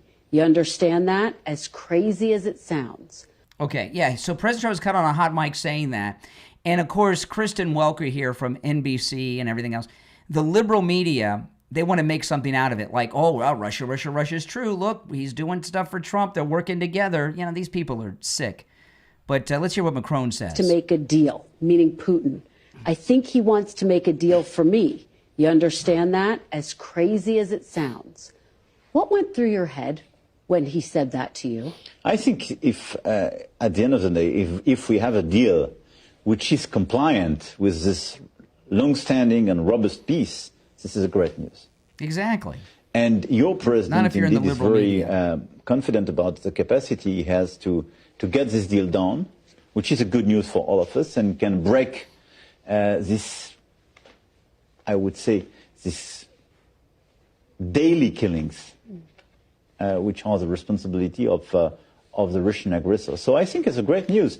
My point, and this is why we've worked so hard during the past few months, and we need this convergence, is to be sure that this deal is not detrimental to Ukraine and Europe. And all of us, we want a deal and we want a peace deal. But we want to make sure that this peace, and so this deal, will be something which will allow the Ukrainians to recover the country and live in peace, to be sure the day after this peace deal that they will have sufficient deterrence power not to be attacked again, and to be sure for the Europeans that they will live in peace and security. All right, so he says Putin wants to do this for him. Kristen Welker, she doesn't like that at all. She's very upset about that. We got another one here. ZELENSKYY caught on a hot mic. Yes, this is so important, and I'm happy that we discussed it, this track with President Trump, and I hope that we will find decisions. And then what is very important, that all the sensitive things, territorial, etc., we will discuss on the level of leaders during trilateral meeting, and President Trump will try to organize such meeting, and he said that he will come or not come. Ukraine will be happy if you will both want me there, I will be there. Yeah, yeah, you know that. thank you. And I think this is very important. Yeah, so security guarantees, bringing kids back and all our people, not only warriors, first of all warriors, and all the civilians, journalists, a lot of. Okay, so that's ZELENSKYY, and what ZELENSKYY is admitting there is that they need Trump there. They need Trump there, that they can't do this without Trump at their back, and I agree with that. If they don't have Trump there, they're going to be in some trouble. All right, so, but I got to tell you, overall, that White House, which I'll call it another summit. I think that was the second summit in just a couple of days. We've never seen anything like it, and for the United States to be back at the center of power in the world, which we had given up for so long. Doesn't that make you feel good? Now, if you're on hold, stand by. There's a lot of big news, and I want to share this. This is absolutely amazing. The D.C. Police Union has dropped some very good information about the crime stats in Washington, D.C. since the federal takeover. And you got to understand, the federal takeover, they've taken over parts of the city, but they're still moving in and taking up the entire city. They moved into some of the big areas. But already, listen to this, robberies in the District of Columbia are already down 46%. Assaults with deadly weapons down 6%. Carjackings in the District of Columbia are down 83%. By the way, this is just in the last 7 days. Carjackings down 83%. Car thefts down 21%. Violent crime is down 22%. Property crime's down 6%, and overall crime is down 8%. And again, the feds have just taken over one part of the city, mostly where the tourists are. They haven't gotten into the neighborhoods yet, but they are. This is amazing. And some of these are very violent. Carjacking's down 83%. Holy smokes. Now, so far as people complaining about black people being harassed, the only people I hear complaining are white liberals. I'm not seeing black people in particular, other than that mayor a couple days ago. She doesn't count. I'm not seeing black residents upset about this. Are you? No. Not at all. Now, one thing I want to mention before we go to break, so I don't forget, and if you're on hold, stand by. I will go to the calls after the break. At the ZELENSKYY press conference in the Oval Office yesterday, Brian Glenn, Marjorie Taylor Greene's boyfriend, he asked such a great question of President Trump. You may have seen this. He said, do you think the press wants the war to continue? President Trump pretty much said yes, right? And that's true. The media, they don't want this war to end because they don't want Trump to get credit for it. These people that are dying and everything on both sides, to them, it's a worthy sacrifice that they're not making for the cause of having a bad news cycle for President Trump, where maybe they can get him down another point or two from his over 50% that he's at right now.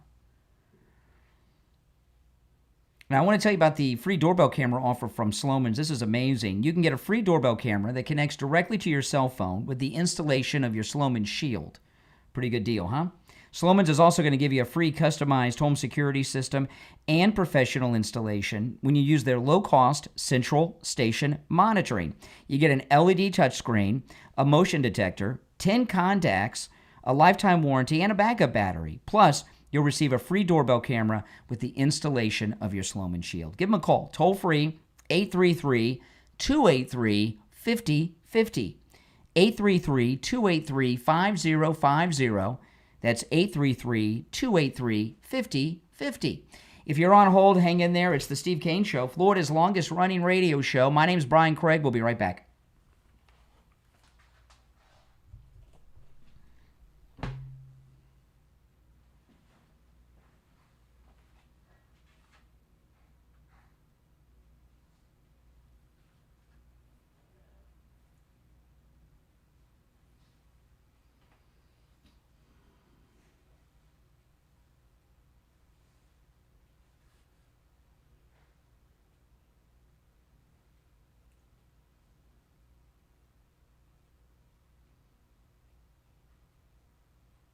If you're on hold, hang in there.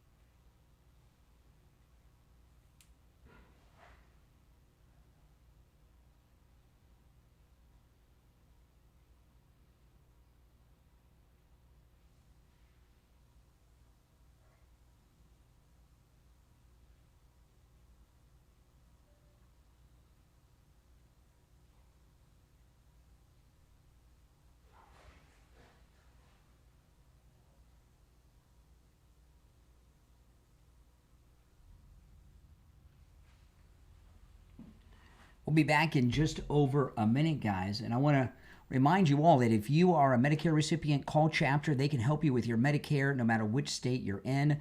They cover all 50 states. The number's in the description of the video. It's on your screen. I'm going to give it to you as well. The average Chapter client saves over $1,100 a year on their Medicare. Give them a call. You're going to get a real person on the phone, no matter what state you're in, and they're going to be able to answer all your questions with Medicare. Make sure you're getting all the benefits you're entitled to and that you're not spending money you don't have to be spending, all right? 805-754-3033. 805-754-3033. Give Chapter a call, all right? You'll be glad you did, and I appreciate you for calling them. All right. We'll be back in about 20 seconds or so.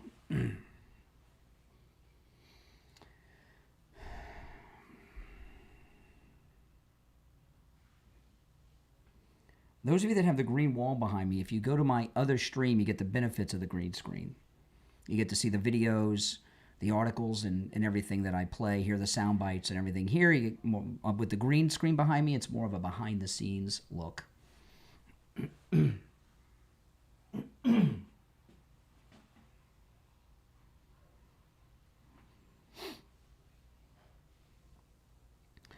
Welcome back, everyone. I'm Brian Craig. It's the Steve Kane Show, Florida's longest-running radio show. All right, let's go to the phones. You're on the air. What's your name? Where are you calling from? Yeah, it's Renee from Harlem. Oh, hey.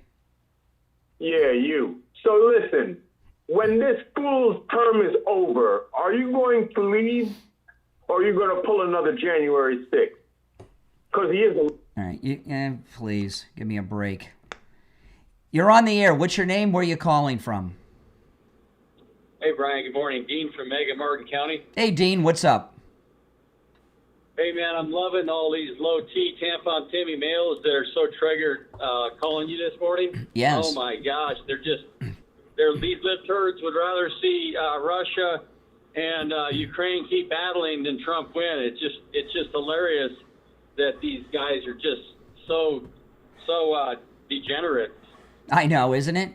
I call them incels. Yeah. Incels. I learned that from the TV show Criminal Minds. Incels. In politics, an abbreviation for you inherit involuntarily celibate. In politics, you. I kind of like that. I like that one. Yeah. All right. MAGA. Yeah, I think you're on point with Bongino. He's got 6 months or less. He's out of there. I mean, you're in his hometown in Martin County. Yeah. I don't think he's gonna stick it out, dude. He's losing too much money, and that lifestyle is pretty addictive. But you know what, though? If he doesn't have some arrest or some big accomplishment, he's gonna have a hard time returning to that, because people are. I mean, you're right. It looks to me like he hyped himself up a little bit, maybe a lot. Yeah, you're right. Well, have a good day. Thank you. All right, take care. You know, people do that. You know, I've been doing this so long. You know, some of you guys remember when I was a kid, right? You know, so you know all about me. I couldn't pad or pad my resume up if I wanted to, because there's so many people that are in the audience that have grown up with me. There's been an amazing thing that has happened in Hollywood. Now, we were talking the last couple weeks, the number one box office actress, the number one A-list actress for now, we know how that goes, though, right? They're there for a while. Sydney Sweeney. Sydney Sweeney's MAGA. right? We talked about that quite a bit. So she's the top female lead actress right now, which is pretty amazing. So we got the number one A-list actress who's MAGA. Now we have the number one A-list actor, Chris Pratt. I know you might say Tom Cruise is bigger. I don't know. Chris Pratt, who, by the way, isn't he the son-in-law of Arnold Schwarzenegger? Let me share this with you. This is Chris Pratt, from Guardians of the Galaxy and pretty much every movie that ever comes out. I'm not a big fan of Guardians of the Galaxy, but he did make a very good science fiction movie for Amazon a year or two ago about an alien invasion. I forgot the name of it. Anybody see it? It was very good. But Chris Pratt is the top male actor right now. And here he is on with Bill Maher. This isn't Bill Maher's HBO show. This is the show that he does from home, drinking and getting high, Bill Maher. But this is Chris Pratt on Bill Maher this week. In politics, you inherit enemies, and when you jump on the bandwagon with who is the most divisive president ever, it makes sense that you're going to be made to look terrible. And so I don't know what to believe, because it's not like I sit with Bobby and I go, so hey, let's talk about this. It's like we're just playing cards or playing Mafia or having. He's talking about Bobby Kennedy Jr., who he's friends with. Fun or having dinner. I'm not going to pick his brain to find out exactly which of those things are true. I just kind of assume that none of them are. And for the most part, I wish him well, man. I hope there's certain things that he oversees that seem to be supported in a bipartisan way, like getting terrible toxic stuff out of our kids' food. I think that's a great thing. And so if you do that, that's amazing. I'd hate to be so mired in hatred for the president that any success from his administration is something I'd have an allergic reaction to. Wow, that's amazing. So President Trump has done something that is, I thought, impossible. We have the number one actor in Hollywood and the number one actress in Hollywood today are behind him and are MAGA. Who would have ever thought? Who would have ever thought? Ronald Reagan, who came from Hollywood, he didn't have the top actors on his side. He had the top actors from yesterday on his side, Frank Sinatra and Jimmy Stewart, but they were old and retired by the time Ronald Reagan was in office, for the most part. The top actors of the 1980s were not Republican, even though President Reagan came from Hollywood. This is amazing. And it is something that I never would have imagined. I don't think even President Trump could have imagined that this would be happening. That's how popular he is. So those of you out there, I've got some news for you. Those of you out there that aren't on the Trump train, those of you out there that hate Trump, don't support Trump, try to undermine him, that badmouth him, that bring up all these stupid things all the time about him that aren't true, you are in a cult, an anti-Trump, Trump derangement suffering cult. Cults are small groups. The big group is not a cult. We're the mainstream. MAGA is mainstream. This is a MAGA country we're in right now. It's MAGA America that you're in. And if you're not with Trump, you are in a cult. And it's clear as the day is long. When you have the top actor, Chris Pratt, and the top actress, Sydney Sweeney, MAGA, behind President Trump, not apologizing for it, bragging about it, that's amazing. That tells you where the country is. And the country is with Donald Trump. And I got some other news for you. All this great work, crime down over 80% in D.C. because the feds are there because of Trump. Chicago is going to be next. Make no mistake about it. And you look at those who are vocally opposed to what's going on in D.C., it's not the local residents, it's politicians, it's elected officials, white liberals, not the local people who now don't have to fear that they're going to be the victim of a home invasion. Now, I want to talk about Coastal Weight Loss Secret. You guys know I've lost so much weight thanks to Coastal Weight Loss Secret. Eating foods I would normally eat, not taking any prescription medications, no shots. Can you imagine? Oh, my goodness. And, of course, no exercise. And that's why I haven't gained any of the weight back, because I didn't have massive lifestyle changes to lose the weight. If People do crazy things to lose weight, and then when if they lose weight, they gain it back because they've done these weird changes that they can't maintain. Close to Weight Loss Secret, I didn't have all those massive changes. So now that I'm in the maintain phase, it's easy. It's really effortless. Do what I did. Go see them. Lose the weight. By the way, no matter where you're located, they can help you. Doesn't matter where you are in the United States. We've had listeners from all over America call Coastal Weight Loss Secret. Here's the number, 561-247-6300. 561-247-6300. That's 561-247-6300. And online, coastalweightloss.com. Now, Jasmine Crockett, now, with her fake ghetto talk, okay, she grew up going to very exclusive. Benny Johnson showed the school she went to. Holy smoke, she went to a nicer school than the Trump kids. She went to some exclusive country school that I've only seen like in movies. I didn't know people really went to school like that. Well, Steve went to Riverdale Country School. She went to a school like Steve Kane went to the same high school as President Kennedy. Not at the same time. I think President Kennedy was a year or two ahead of Steve. But Jasmine Crockett's school is like that. The school where Steve Kane and President Kennedy went to high school. And this act that she does, pretending to be ghetto. Listen, she's talking about the redistricting in Texas. Jasmine Crockett is a congresswoman without a district. The new district map, her district's gone. It's been wiped out. Texas. So all of the races feel away when you call them exactly what they are. When you say, oh, you guys are racist and you guys are trying to implement racist practices with these racist maps, right? So, people getting their feelings, oh, how dare you? It's like, bro, I get that you took your hood off, but your hood is still there. Like, we see it. We know what we see, okay? Okay, so the hood. She can't say Big ups to my colleagues in California that got this together, did not fight about lines whatsoever. Big ups to their state assembly as well as their state senate, as well as, obviously, their governor for stepping up to the plate and saying, Texas may want to play, but guess what? California can play too. Okay, now those two clips are from the same video. In the first clip, she says it's racist to redraw district lines. But in California, where they just did it, it's not racist. It's the right thing to do. She's saying both things. But I'll tell you this. I do believe that Texas did this redistricting to get rid of her district. I do think they did, that she was targeted. It's not because she's black.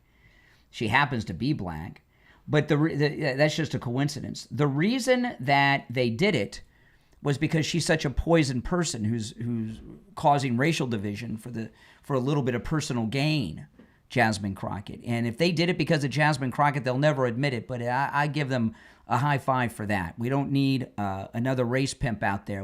Jesse Jackson is out of business, and Al Sharpton, well, he's a washed-up has-been. And she's trying to be the new race pimp. Now, this one here, I want to play this clip quick. This is amazing. This is Mayor Adams walking down the streets of New York having a conversation, and then he drops something about Zohan that I did not know, and I don't think most people do know this about Zohan. Here we are trying to bring down crime, and he is ignoring. How are you? How you doing? Quite well, yourself? Good. We're trying to bring down crime. Listen to this. And he is talking about legalizing sex work. Okay. Now, I understand the audio is not the best on that, but I'm sorry. What he says is it's so important that the low fidelity, I got to play it. Mayor Adams just dropped something that I did not know. I don't think many people knew this at all. If anyone, Zohan wants to legalize prostitution in New York. Number one, as a man who said he's of faith, I don't quite understand what religion supports prostitution. Yeah, good question, and I man. think he's lost on the fact that sex trafficking is very much part of prostitution. And you're not doing any service to a woman who's on the street being forced to sell her body. Yeah, exactly. Mamdani, Zohan is in favor of legalizing prostitution in the city of New York. This is the first time I heard this. This should be the front page in all the New York papers. I didn't see it in the New York Post this morning as the lead. I don't remember what the lead was. I'll check. But that was the first time I heard. Have you guys heard that before? 2 hours down, 1 to go. My name is Brian Craig. You are listening to The Steve Kane Show, Florida's longest running radio show on the radio since 1977, celebrating 49 years on the radio. We'll take our break for the top of the hour. Steve Kane will be joining us. Your calls are also welcome. Don't go anywhere. We'll be back right after this.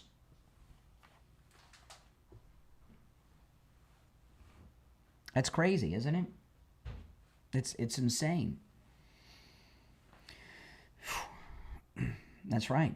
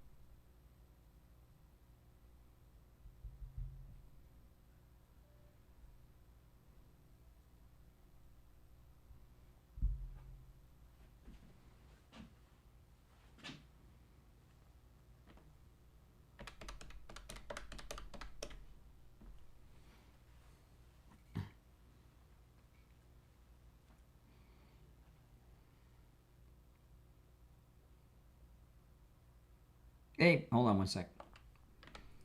Okay. Are you there, Steve? I'm back. Can you hear me? Yeah, we got 2 minutes. Okay, I think you just threw me a lifeline. What, prostitution? The prostitution thing. Oh yeah. Okay.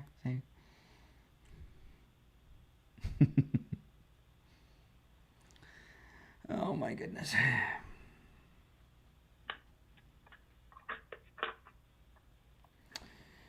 All right. 90 seconds.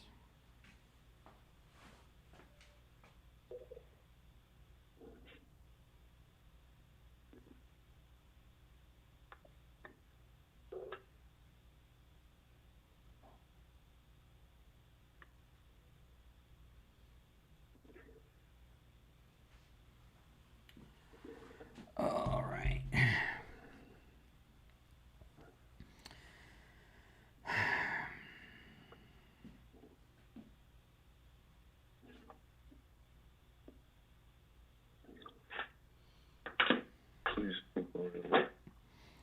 Oh, we got 1 minute. 1 minute. 1 minute? Yeah.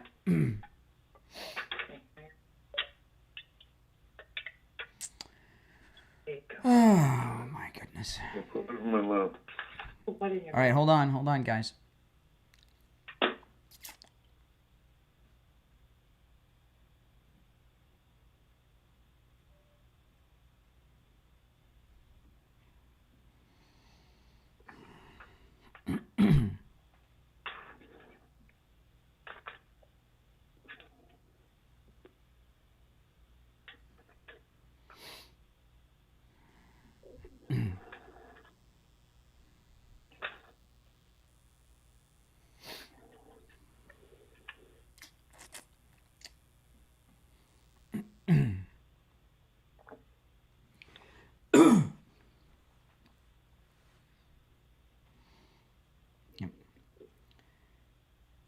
All right, the third hour has begun. I'm Brian Craig. You're listening to Florida's longest running radio show, The Steve Kane Show.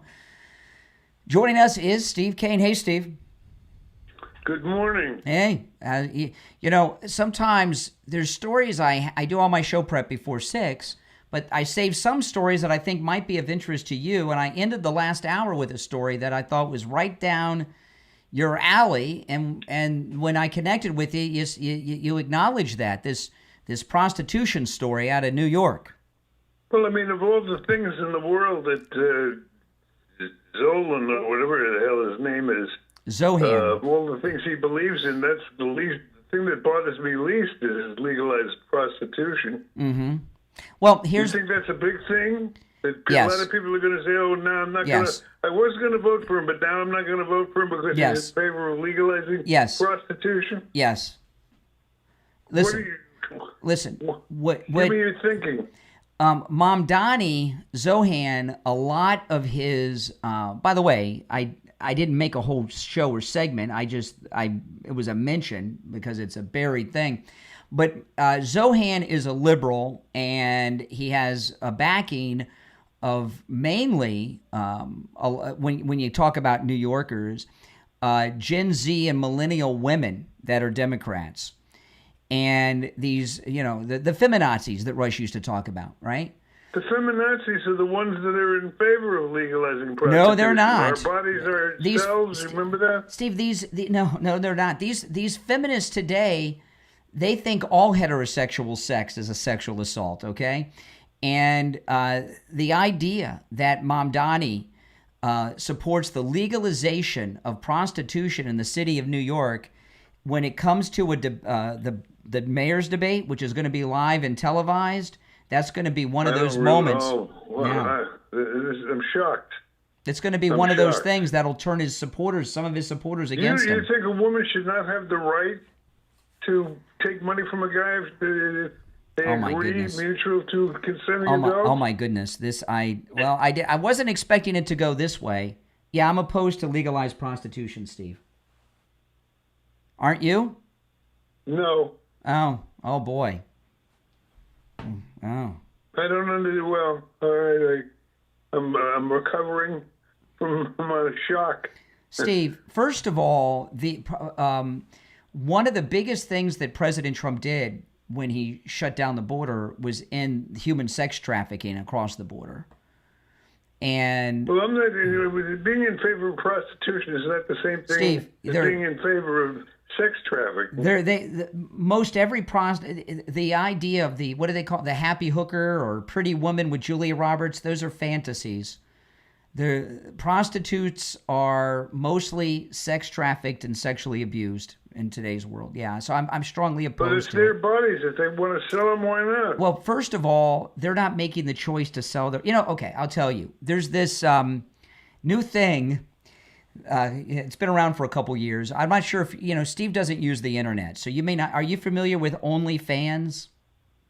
Vaguely. Yeah, well, we want to keep it that way because OnlyFans, okay, what it is... It's, like I have a YouTube channel and I'm on YouTube all the time, talking about the news, issues, politics like we're doing now. Right. OnlyFans is like YouTube, but it's women that are having sex on camera from their homes. And people pay, it's like a pay-per-view, they pay to watch. And and you're hearing horrific stories about women, the longer they're having sex online, the more money they're making, right, with the OnlyFans. And there are multiple stories of women who are being sex trafficked by sometimes their husbands, boyfriends, and pimps. But you're changing the subject. It's the same subject. It's prostitution. Prostitution is one thing. Sex trafficking is another. Sex trafficking usually involves an illegal thing like involving minors and things like that. Steve, this is not the Mayflower. This is not the Mayflower Madam fantasy. 99.99999% of prostitutes are being sex trafficked today because the internet has made it an industry that President Trump has been shutting down, whether it's OnlyFans or illegals. Why don't we shut down the internet? Well, we should shut down OnlyFans and this prostitution. President Trump shut down in his first term the biggest websites that were advertising prostitution around the world. He did it in his first term. No, I guess you don't think it's a big deal that Mom Donnie wants to legalize it because you're in favor of it being legalized. I did not realize that. Well, I mean, it's not a burning issue with me, but it's you think you know someone? Things that are wrong I'm in with shock. That candidate. That's the least of it. I'm in shock. I know. I didn't think you were in favor of legalized prostitution. Well, don't be in shock. Go to the phones. You're going to find out the audience agrees. No, Just get. Okay, let me give out the number. Let me give out the number. We'll do a flash poll. Okay. Steve wants you and the audience to call up and share your opinion on whether or not prostitution should be legalized. Steve is under the impression that the majority of you people in this audience believe that prostitution should be legalized. That's insane. That's crazy. Are you sure, Steve? Is that your position? Go to the phones. It's a different. I'm not promoting. It's not a major issue with me, but I'm saying I wouldn't be in favor of enforcing it. I mean, what's the big thing? If the lady and because the they're slaves, Steve. They're slaves. Why can't they do it? They're slaves. They're sex slaves. They're sex slaves. Like these OnlyFans girls I'm telling you about. Most of them are sex slaves. They're sex slaves. By the way, that actress, what's her name? I don't know. Sydney Sweeney. Sydney Sweeney. Sydney Sweeney. I had no idea she was an actress. What movies has she been in? A bunch that I don't watch. Rom-coms, romantic comedies. I know. I did see her in one movie recently with Julianne Moore, which, Julianne Moore was very good in it. She played her mother. Remember her from Boogie Nights? But, I didn't think... I mean, I don't think of her as... I haven't been thinking of her as an actress. Yeah, she's the top actress in Hollywood. She makes all those romantic comedies. She's the number one A-list actor in Hollywood right now. Biggest box office draw. But no, I think you're going to be hard-pressed to find pro-prostitution supporters in our audience. But then again, maybe Liberal Al will call in. All right, let's... Oh, yeah, right. Let's go. You're on the air. What's your name? Where are you calling from? You seem to be sort of a hypocrite with things, don't you? This is Jay from Jersey. Who's a hypocrite? You seem to be a hypocrite. Who's a hypocrite? You're a hypocrite. About what? That's a vote for me. Because you have a problem. You have a problem with people who want to be with the prostitute. Now, I'm not saying I want to be with a prostitute. Oh, I know. You're a hypocrite. You're commenting for a hypocrite. You're commenting for a friend, you're a right? Hypocrite. Oh my goodness. Oh my goodness. You're not going to want me to. You don't want me to finish. That's why. No, you're on the air. Because go. This is great. You have a problem. You're a hypocrite because the president married a prostitute, and you know that. First off, not only is that not true, She worked at the not only is that not true, Melania was suing somebody for saying that the other day, and maybe I'll pass her. Oh my goodness. Oh my goodness. There you go, Steve. Yeah, he was doing well for a while. Yeah, there's your ally. But he of course, he's in favor of prostitution. He doesn't want a prostitute. He's commenting for a friend, I think is what he said. Oh, my goodness. No. This is, Steve, Zohan, while this may not be the biggest issue with him, what he's really about is an Islamic takeover of the city of New York, as well as a socialist takeover, okay? A communist takeover. So prostitution doesn't really fit in with militant Islam. Well, a lot of things, he's also out there getting the gay vote behind him. That doesn't fit in with Islam either. But I think the fact prostitution is bad news, and I think everyone needs to know that Zohan, as the mayor told us, is in favor of legalizing it. Especially, Steve, could you imagine what would New York City look like if prostitution was legal? Oh my goodness, what would it look like? It'd be hookers nonstop, all over, everywhere. I mean, is that what you want New York City to be? You don't think there are hookers in New York? I'm sure there are, but they're not advertising legally on the streets like they would be if it was legal. Listen, when people do things that are illegal all the time and are in illegal businesses, but when you legalize, there's a lot of people who don't use prostitutes because they don't want to get arrested. If you legalize it, you increase the business. It's like the drugs, the legalizing of marijuana. Well, there you go. I'm opposed to that, too. If you want to be worried about something, which would you rather see legal? Drugs or well, drugs. No. Which drugs? Marijuana or prostitution? I'd rather marijuana be legal than prostitution be legal. I don't know that I agree with that. I don't think so. Okay. Well, yeah. Okay. Oh my goodness. You sure this is where you want the show to go? All right. Let's take some more calls. You're on the air. What's your name? Where are you calling from? You're on the air. Once, twice. All right. You missed out. All right. Well, you know what? It's time for a break anyway, Steve. So we'll take our break. Let's do it. You know what? Let's talk about your neuropathy, because if you hear you hear all this stuff about influencers all the time. Steve and I have been influencers before the name even was created, right?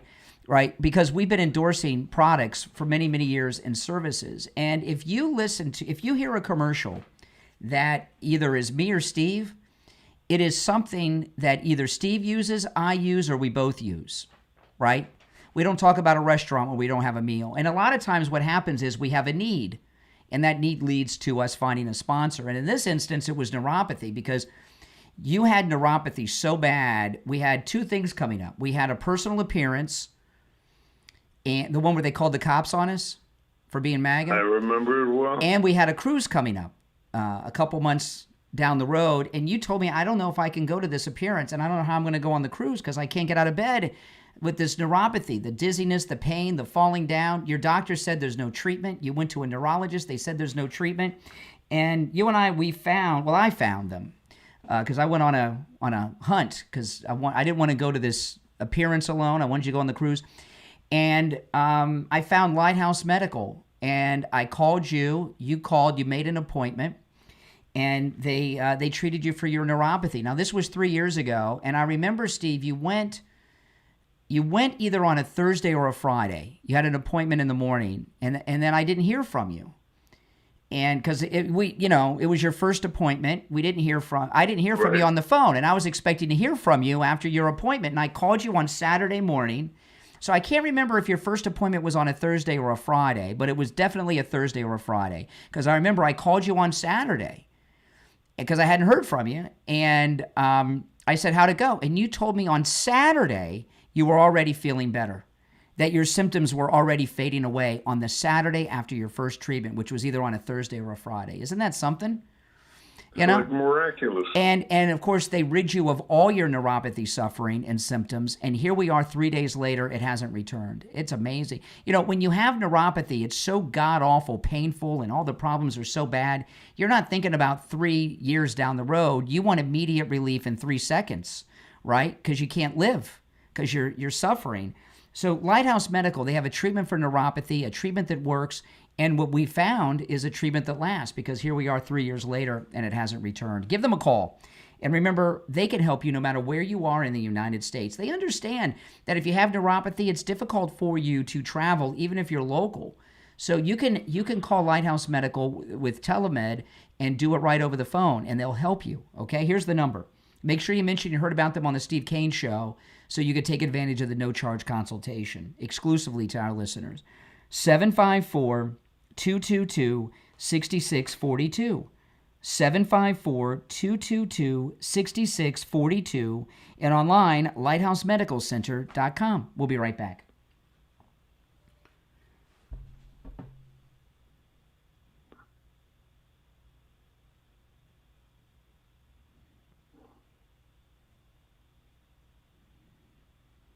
I want to put you on hold for a minute, Steve. Hold on.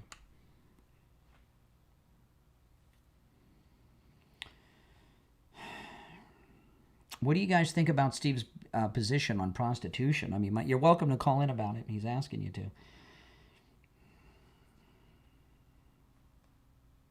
I'm a little surprised, to tell you the truth.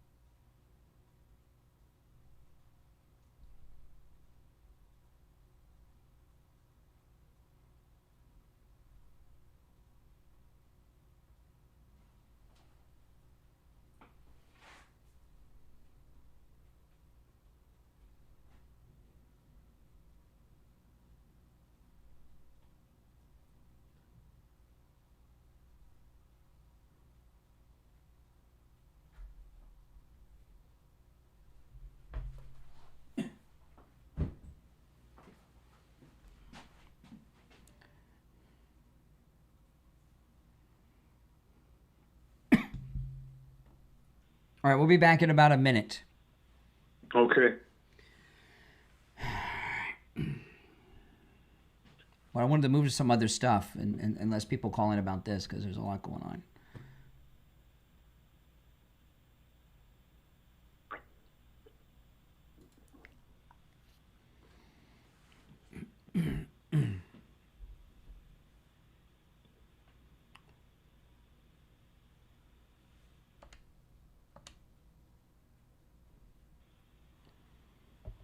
All right.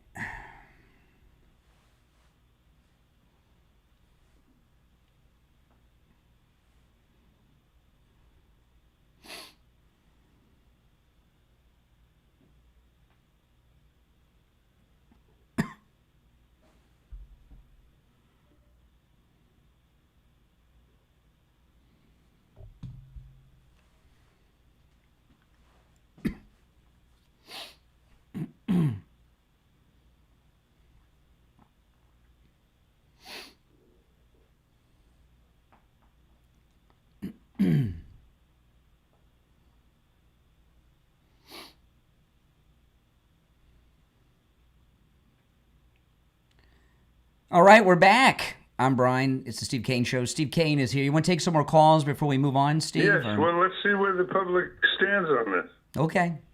All right. You're on the air. What's your name? Where are you calling from? Brian, good morning. Hey. Hello. Yes. IB in Broward. Yes. IB, how's it going? So much to go through. Remember, that's like Trump used to say, beautiful. That was a beautiful situation in that room. I wish I was in there with a nice shiny shoes in that, the electricity in that room. What would have been really kind of funny is that Trump held Putin over, and Putin just popped out of some door, and boom, the deal had to have been done at that moment. Well, that would have been, you know, that meeting yesterday at the White House is something that's never happened before. There's never been a meeting at that level, I don't think, in the history of the White House. You know, President Trump could have ended the Second World War like that, you know, before it even began. And I thought it was... Well, doesn't it depend on how it ends up? The deal wasn't closed yesterday. Oh, Steve, if he can no. do it, he's a genius, but... I watched every second of what happened yesterday. And right. As an example, ZELENSKYY... by the way, IB, I agree with you. Thanks for the call. there's no deal, right?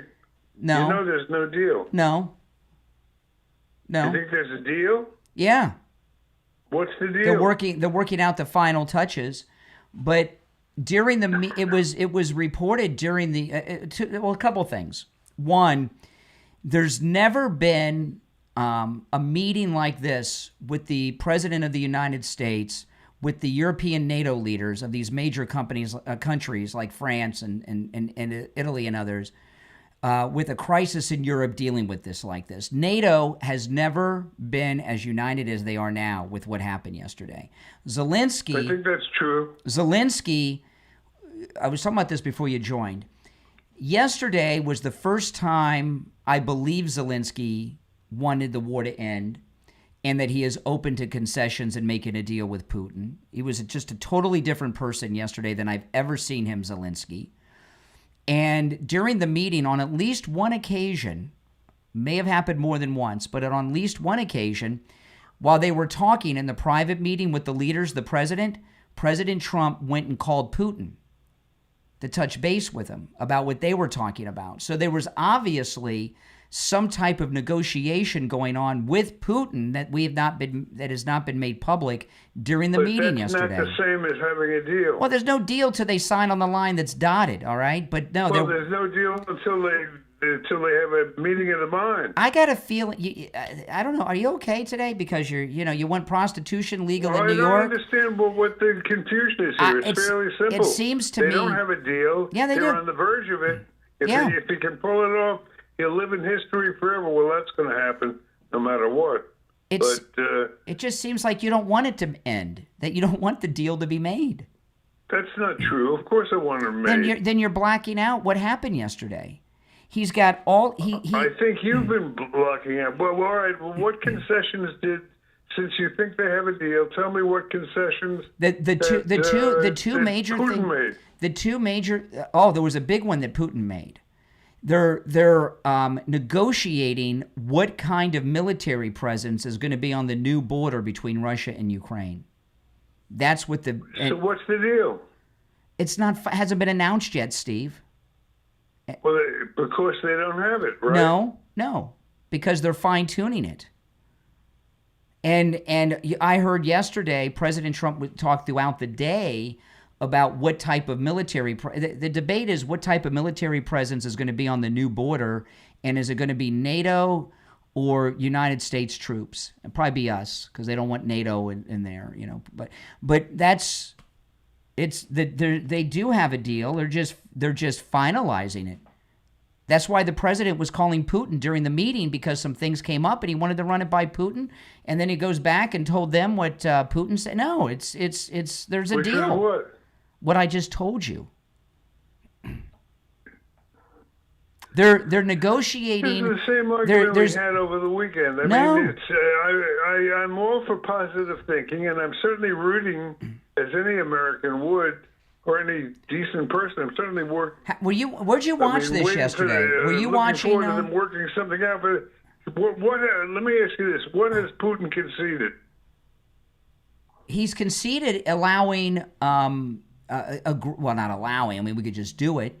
But he's conceding to allowing and approving of a foreign military presence on his border with Ukraine. He's conceding to allowing. Yeah, there's going to be some type. There's going to be some. I wasn't aware that had been agreed on. Yes, that's what they were talking about yesterday. There's going to be some type. I don't know what the right word will be, but there's going to be some type of DMZ type situation like we have between North and South Korea. It's going to be a similar thing. When they reach an agreement, right? All right, Steve. I mean, I don't know how to talk. I don't know how to have a conversation with you today. I mean, this is better than the prostitution. All right, let's take some calls. You're on the air. What's your name? Where are you calling from? Hey, good morning, Steve and Brian. Mark Huber. Hey, Mark. Hey, Mark. Hey, good morning. Quick point, this is a great ruse, I think. Also, this meeting with these heads of state and NATO. Not only are they trying to find a road to peace, I believe, which it's evident with what Trump's trying to do, but I think they're also discussing what the next move is if Putin doesn't go along with the program. He's a part of the program. He's a part of the program. Okay, great. Okay. Caller, let me ask you a simple question. Do they have a deal or not? I think they're working it out. I think it's going to end up with a deal, yes. I think we're moving in the right direction. That wasn't the question. I didn't ask if they were going to end up with a deal. I mean, they very well could. I'm not saying that they couldn't end up with a deal. I'm saying they don't have one right. When you say they could end up with it, that the question itself implies they have no deal now. Of course they do. You're correct, Steve. Steve, they don't have a deal right now. Yes, Steve is correct. In real time, there is no deal right this moment. And we're all hoping that it'll go the right way. No, you're both wrong. You're both wrong. They have a deal, and they're working out the final details of it. Listen, we got to run for a break, but I appreciate the call. I'm going to put you and everybody on hold. It's the Steve Kane Show. I'm Brian. We'll be right back.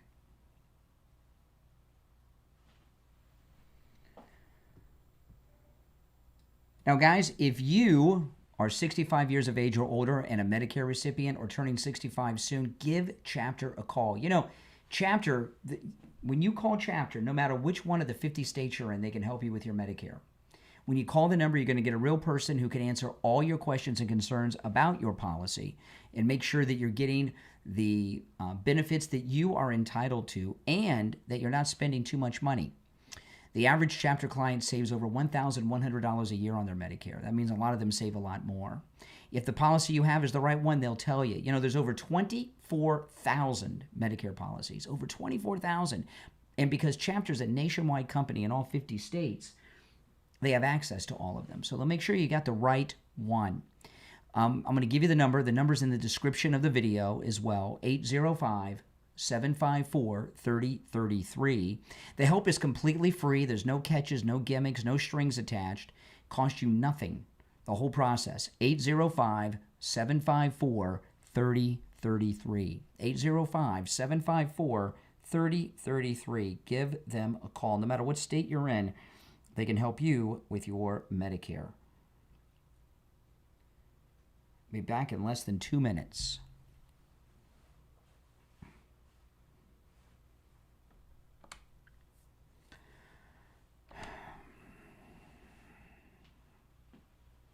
We'll take some more calls when we get back.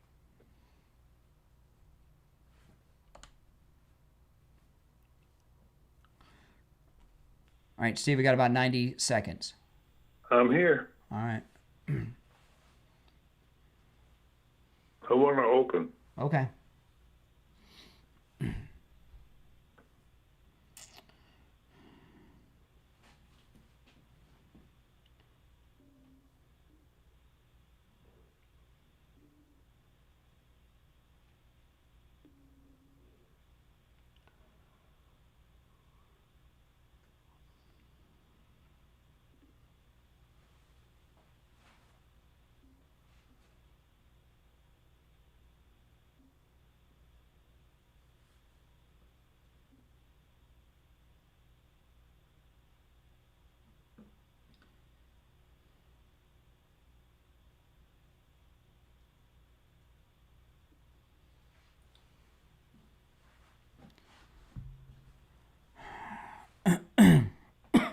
Thirty seconds.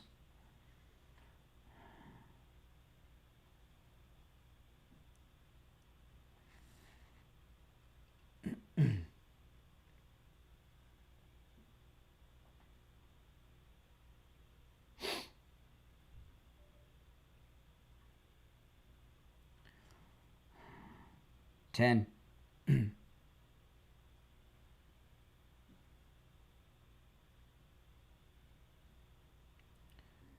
All right, we're back.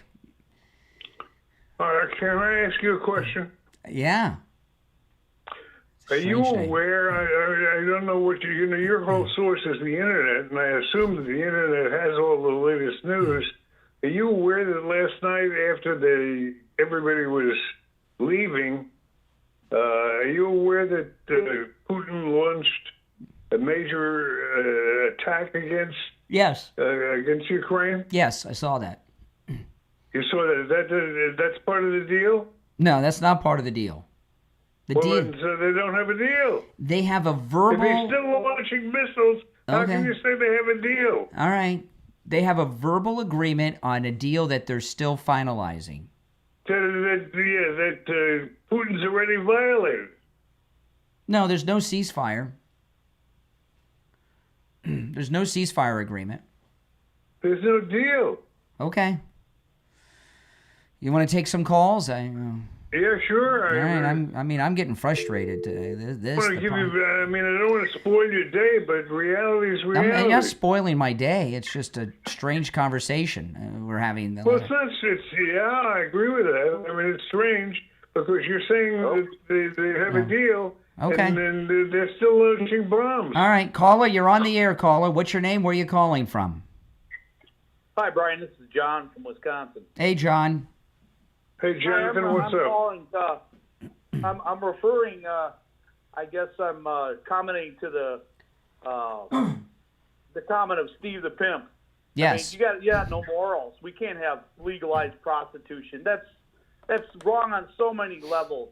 Mm-hmm. It helps out the drug people. They get hooked on drugs. It's unbelievable. I really can't believe you're talking. Yeah, like and just let me add to what you're saying, caller. I was telling Steve about the OnlyFans. I've seen some stories where these OnlyFans girls are being forced to work 18 to 20 hours a day doing sex acts on OnlyFans by their husbands and boyfriends. Well, I don't approve of that. I mean, there are abuses and everything. Do you want your wife or your daughter to be caught up in that? No, but I think they should have a choice of what they want to do. I don't think the government should tell them what to do with their bodies. Oh, my gosh. You have a choice whether you want to murder someone. Is that okay then? Because you wanted to. You really wanted to compare that? Well, you really want to compare that? You're spreading disease. you're spreading everything. See, this is It's what terrible. Steve doesn't understand, Wisconsin. I just don't agree with it. Over It's terrible. about 90. Listen, over 90% of prostitution is rape. The women are being terrible. forced into it. Over 90% of it's rape. All right, thank you for your call, sir. I think Brad's happy talking about the prostitution thing now. No, you since we exposed the fact that his basic premise that there's a deal doesn't exist. No, there is a verbal agreement on a deal that they're negotiating on. But that's not agreed Okay, to. all right. They don't have a signed deal yet, Steve. Yes, that's correct. All right, let's take... Okay, then now you're back in reality. Okay, all right. You're on the air. What's your name? Where are you calling from? Hey, this is John from Coconut Creek. How are you guys doing this morning? All right, John. John, I was just calling about Steve's comments on the prostitution, and you said something that's the most liberal thing I've ever heard you say, which was it's their body, it's their choice, let them do it. So I guess you could use the same argument for abortion. That's crazy. No, because that is somebody else's I body. can't believe. Hold on. Do you understand the That's difference their between argument. the two It's issues? my body, my choice. Excuse me? No. Abortion is somebody else's body. It's the baby's body. Didn't they teach you that in school? Argument. Didn't the they same teach you that in argument that school liberals that use. abortion involves a baby? Yes, they do, and that's. If what you're I'm saying. confused The about argument the liberals that's use- why you don't understand what I'm saying. The arguments that the liberal used for abortion is that it's their body, their choice, which is the wrong argument. The caller. And that's See, what Steve doesn't. same. What Steve doesn't accept.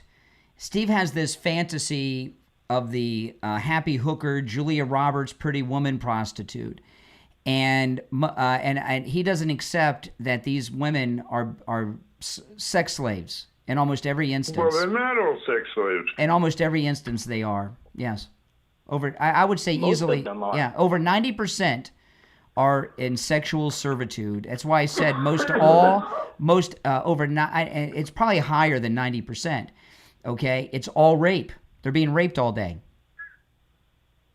Exactly. All right. No, Steve's watching too much MSNBC. That's Well, the or problem. MS Now. Oh, by the way, I'm Yes. so glad you mentioned that. Hold on one second. Brian, Yes. did anything happen to Yeah. what's her name? Who's the MSNBC lady? Rachel Maddow? Rachel Maddow. They're all going to be fired. They're all being set up to be fired. They're going to dissolve. By the way, caller. On last night. I always look forward to her show. It's on Monday nights, and last night the whole station was off the air. Was the Lesbian Olympics yesterday in New York? I'm not sure. Maybe she was at that. I don't know. I'm being serious. No, Did you read anything about it? No, she just was off, I guess. I didn't see anything in the news about it. She might have been You pouting. only work one day a week. To take that day off is not promising. She might have been pouting over the change at MSNBC that's going on. I'm interested in that. Yeah. Oh, well, let me hold on. Let me answer all these phones. Our phones are ringing over there. There's been a merger. It's no longer going to be a part of NBC.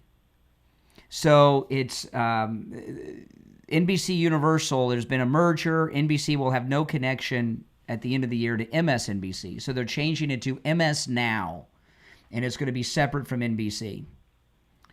So there's probably a lot of panic over there over that, and maybe that's why she was Rachel Maddow is an unknown at this point. They haven't fired anyone. They've said there's no changes, but she's got a lot of she freaks out a lot. She could have taken the day off to pout.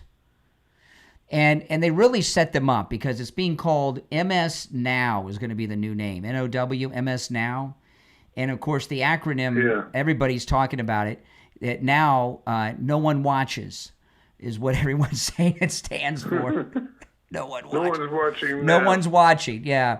So no, it was. I know it's not going very well. But I'll tell you this: the phones are ringing off the hook. I mean, the jury of public opinion's not on your side. You want to talk to more callers? Go ahead. All right. Take some calls. All right, let's go. You're on your own. You're on the air. What's your name? Where are you calling from? Dave from Broward, Fort Lauderdale. Hey.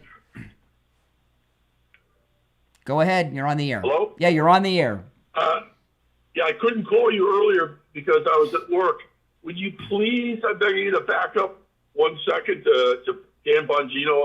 I have a question that I haven't heard anybody ask. Okay, thanks.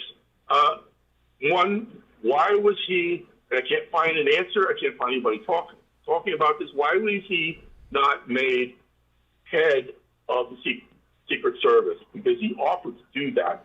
That's a great fit. Well, the answer for that is, let me answer that first, then go to the second one. The head of the Secret Service, whose name I can't remember, is the Secret Service man that saved President Trump's life in Butler, his #1 guy. So yes, I was told that. And so President Trump trusts him literally with his life and his family's life. And so he made him the Secret Service director. I get that. But it's that may change. Mm-hmm. Yeah. It remains to be seen. This new thing with Bongino is not good for Bongino. I'm sorry. I don't care what anybody says. It's not good what just happened. Well, I agree with you 100%, and I'll tell you why. He has no admin experience. It's a totally different deal to be admin or to be a grunt on the ground. Now, he's a grunt on the ground, and he's really frustrated. He almost quit on July 11th because he feels his hands are tied. He doesn't really have hiring and firing. He has to go through too many people, Justice Department, et cetera, and he's just feeling lost and frustrated. And I'm hoping that they're going to put him over as head of the Secret Service. I doubt it. I doubt Trump that. trusts this guy. I get that. But, you know, things change, and Trump changes his mind all the time. That's his best fit. This thing that just happened, I would take that as a demotion for Bongino. I don't care what anyone says. It's a demotion. He's been demoted by Pam Bondi. There's no doubt. Well, if he's not, it may be a demotion, but he doesn't care about that. He doesn't care about promotion, demotion. He wants to serve his country in the best way possible. Maybe. Yeah. I would think he would be. He might be even asking, please get me out of this. Well, see, the problem is, we don't get any communication from the Justice Department on what they're doing. For something like this, they should have had a press conference. That was brought out. They should have had a press conference. Yeah, they really should have a press conference. We got to. Why? Yeah, come on, damn. And the other thing, once we're talking about AGs, why do you think Jean Pirro wasn't made AG of the country? It was reported over the weekend that Trump offered Judge Jeanine to be deputy director of the FBI, and she turned it down. That was reported over the weekend. Why wasn't she made AG of the United States? It's a good question. That's the best fit for her. That's a good question. I always, when I listened to Judge Jeanine for years, and I kept saying to myself over and over and over again, please.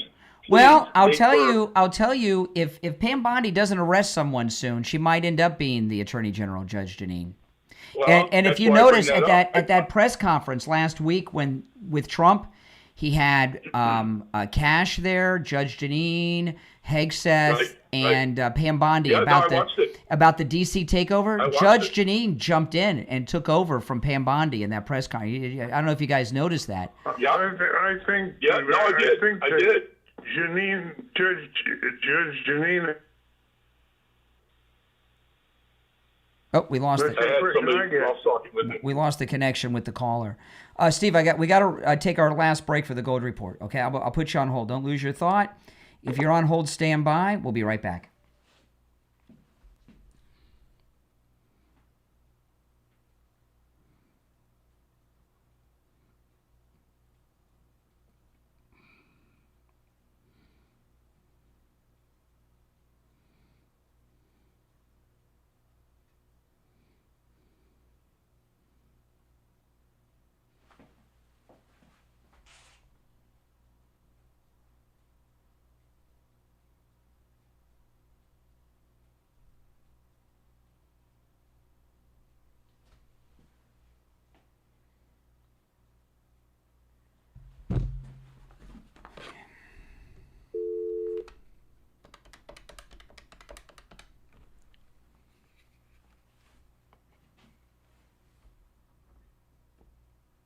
Hey there, we got about 1 minute. Hold on. You there, Steve? Yes. We got about 1 minute, a little less.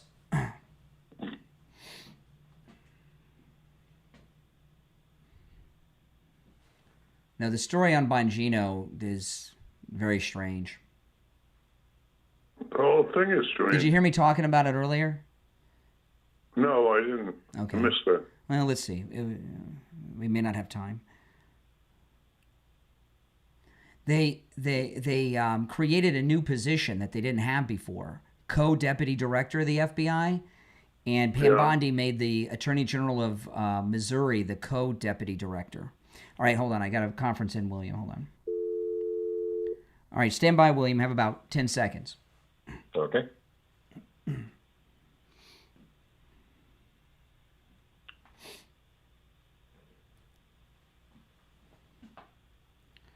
All right, it is Gold Report time. From the offices of William Youngerman Incorporated in Boca, we check in with William Youngerman at this time each morning with the Morning Gold and Precious Metals Report. How are the metals looking on this Tuesday, William Youngerman?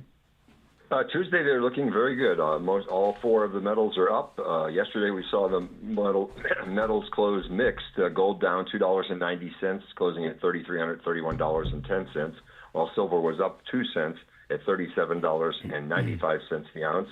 Platinum lost $7 at $1,329, and palladium gained $1 at $1,113 on the close.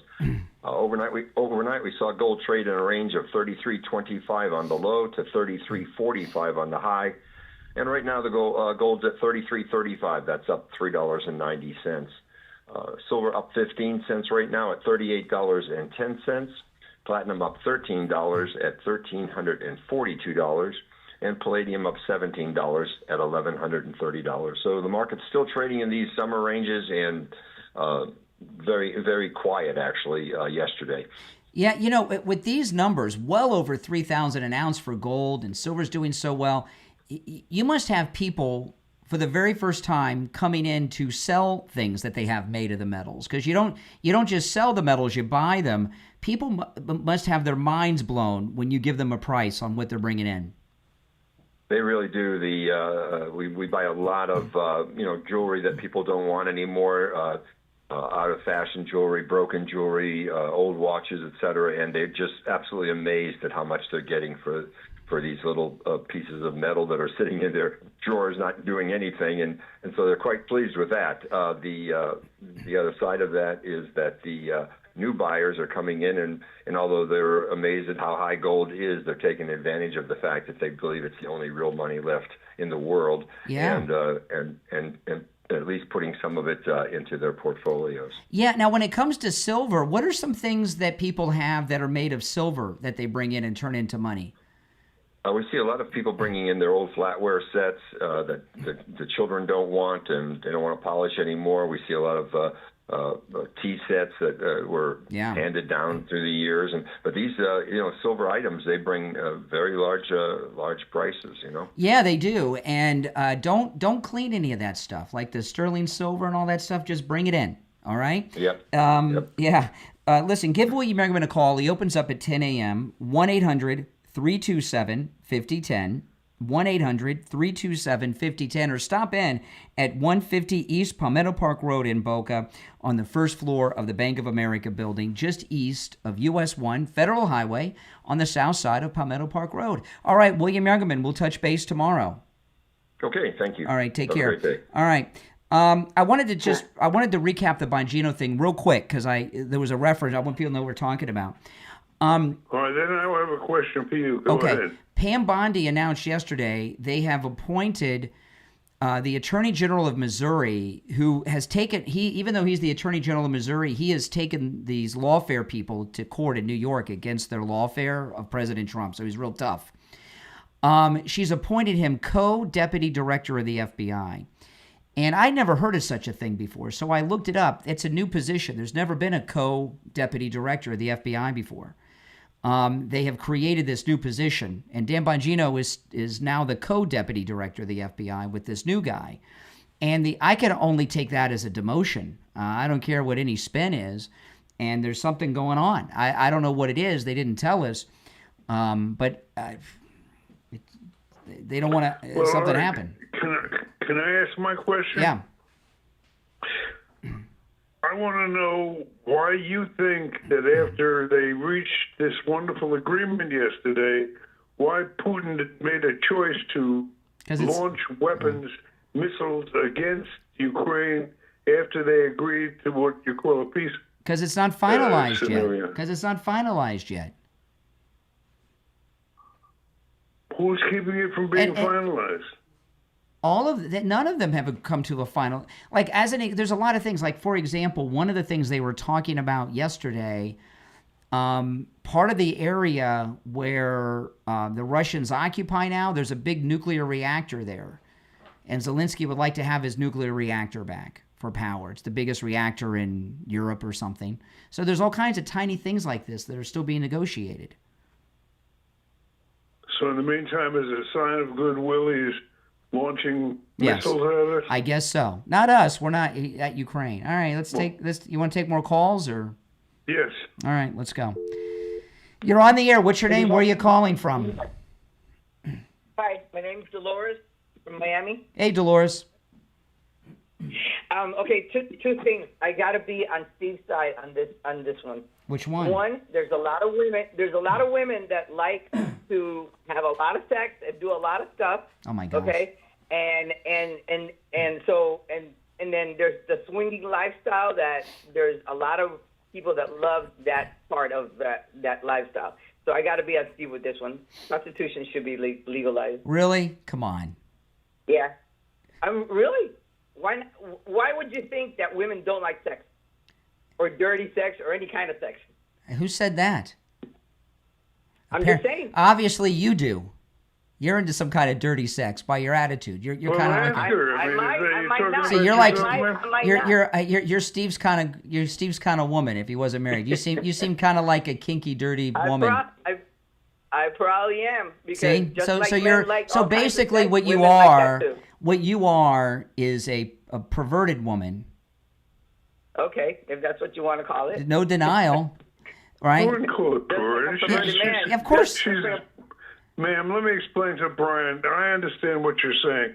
She's a little kinky. That's all. No big thing. And she likes to talk about it openly. But that's not to say. But I do agree with you, Brian. There are a lot of women who are trafficked and put in positions that they are not. Listen, here's the thing, okay? And you know this as a nobody. We don't know who you are. So how old are you? Right now I'm in my early 60s. You're in your 60s. Okay, so you're a dirty old lady. Okay, you know that. Obviously, you are, you're of that generation that grew up, that 60s, 70s generation that grew up with all that free love and all that hippie perverted stuff, okay? You're at the tail end of that generation, but you are.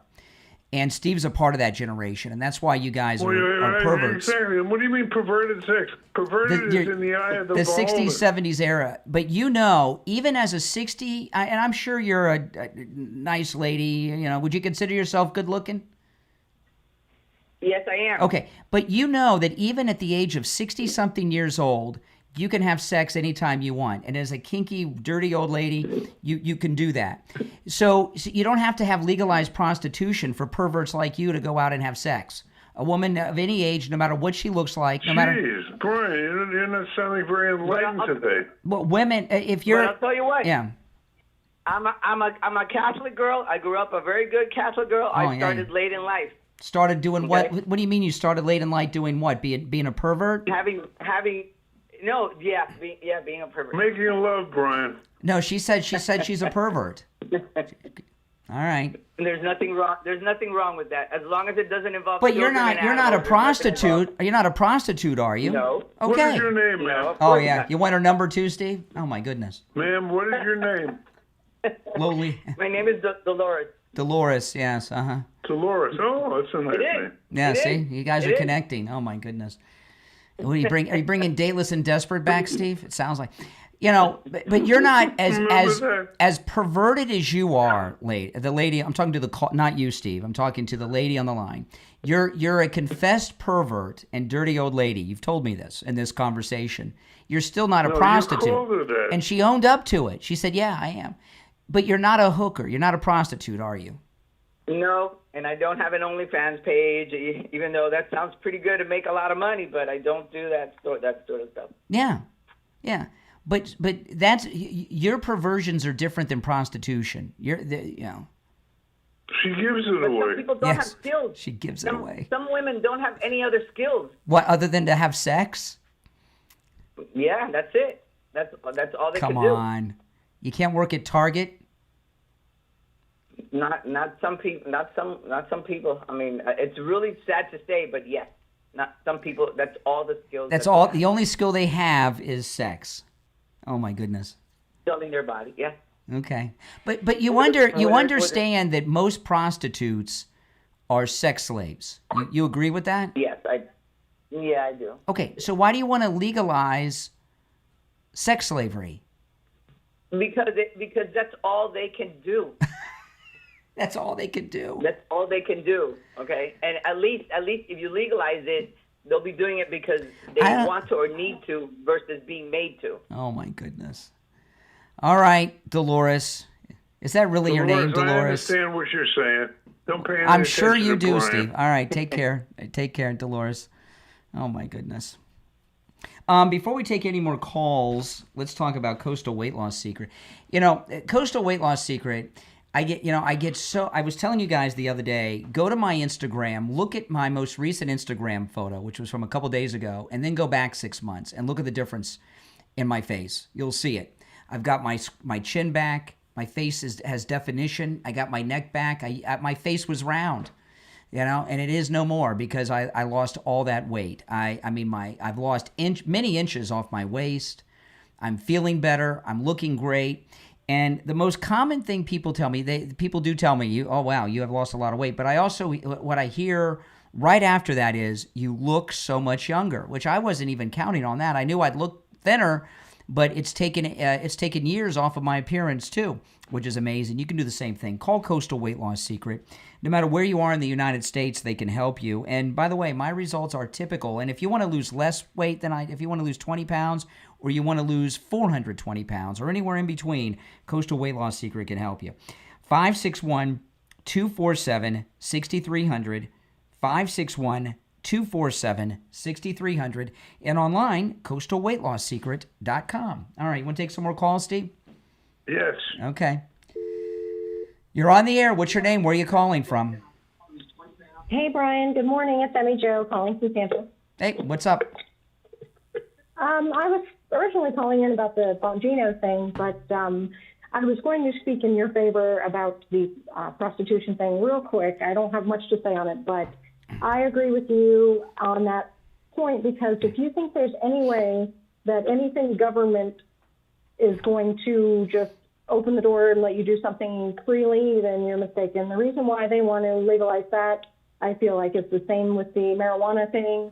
They want to, quote unquote, legalize it so that they can have complete control over it. They know that. Yep. I think both of those things for them, for the Democrats at least, I think that it would bring out some of those degenerate non-voter people. And with all due respect, our last caller, Dolores, she was a degenerate. You heard her. She was giggling and she was getting turned on during the conversation. That's why I ended it. It was uncomfortable. Well, I think Steve was too. He might need a cold shower after this. What do you think, Steve?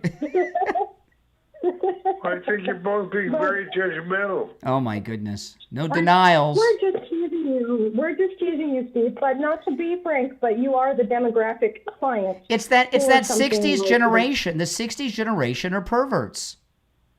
Well, in like a way, Bill Clinton. You look at it, it's another way for the government to siphon money out of our pockets, because That's right. they know that the older rich people like Steve are the only ones that are going to be hiring the prostitutes. The ladies so of the night. Well, listen, we're out of time for the day, but we ended on a great call. Thanks so much. Sure. Thank you so much. Bye. All right, take care. All right, it's the Steve Kane Show, Florida's longest running radio show. Steve Kane, of course, has been here. My name is Brian Craig.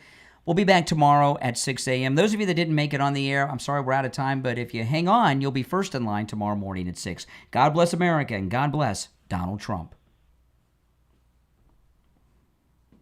All right, we are clear. Hey, guys, listen. Thanks for joining. If you're new, make sure you subscribe. And those of you that are watching, please do me the favor of liking the video and sharing the program on your social media, if you don't mind. It helps grow the show, the community, and everything else. And if you guys could help spread the word of the program by liking the video, helps a lot, and sharing on your socials, that'd be spectacular. All right, my name's Brian. This is where MAGA comes to talk. I'll see you next time.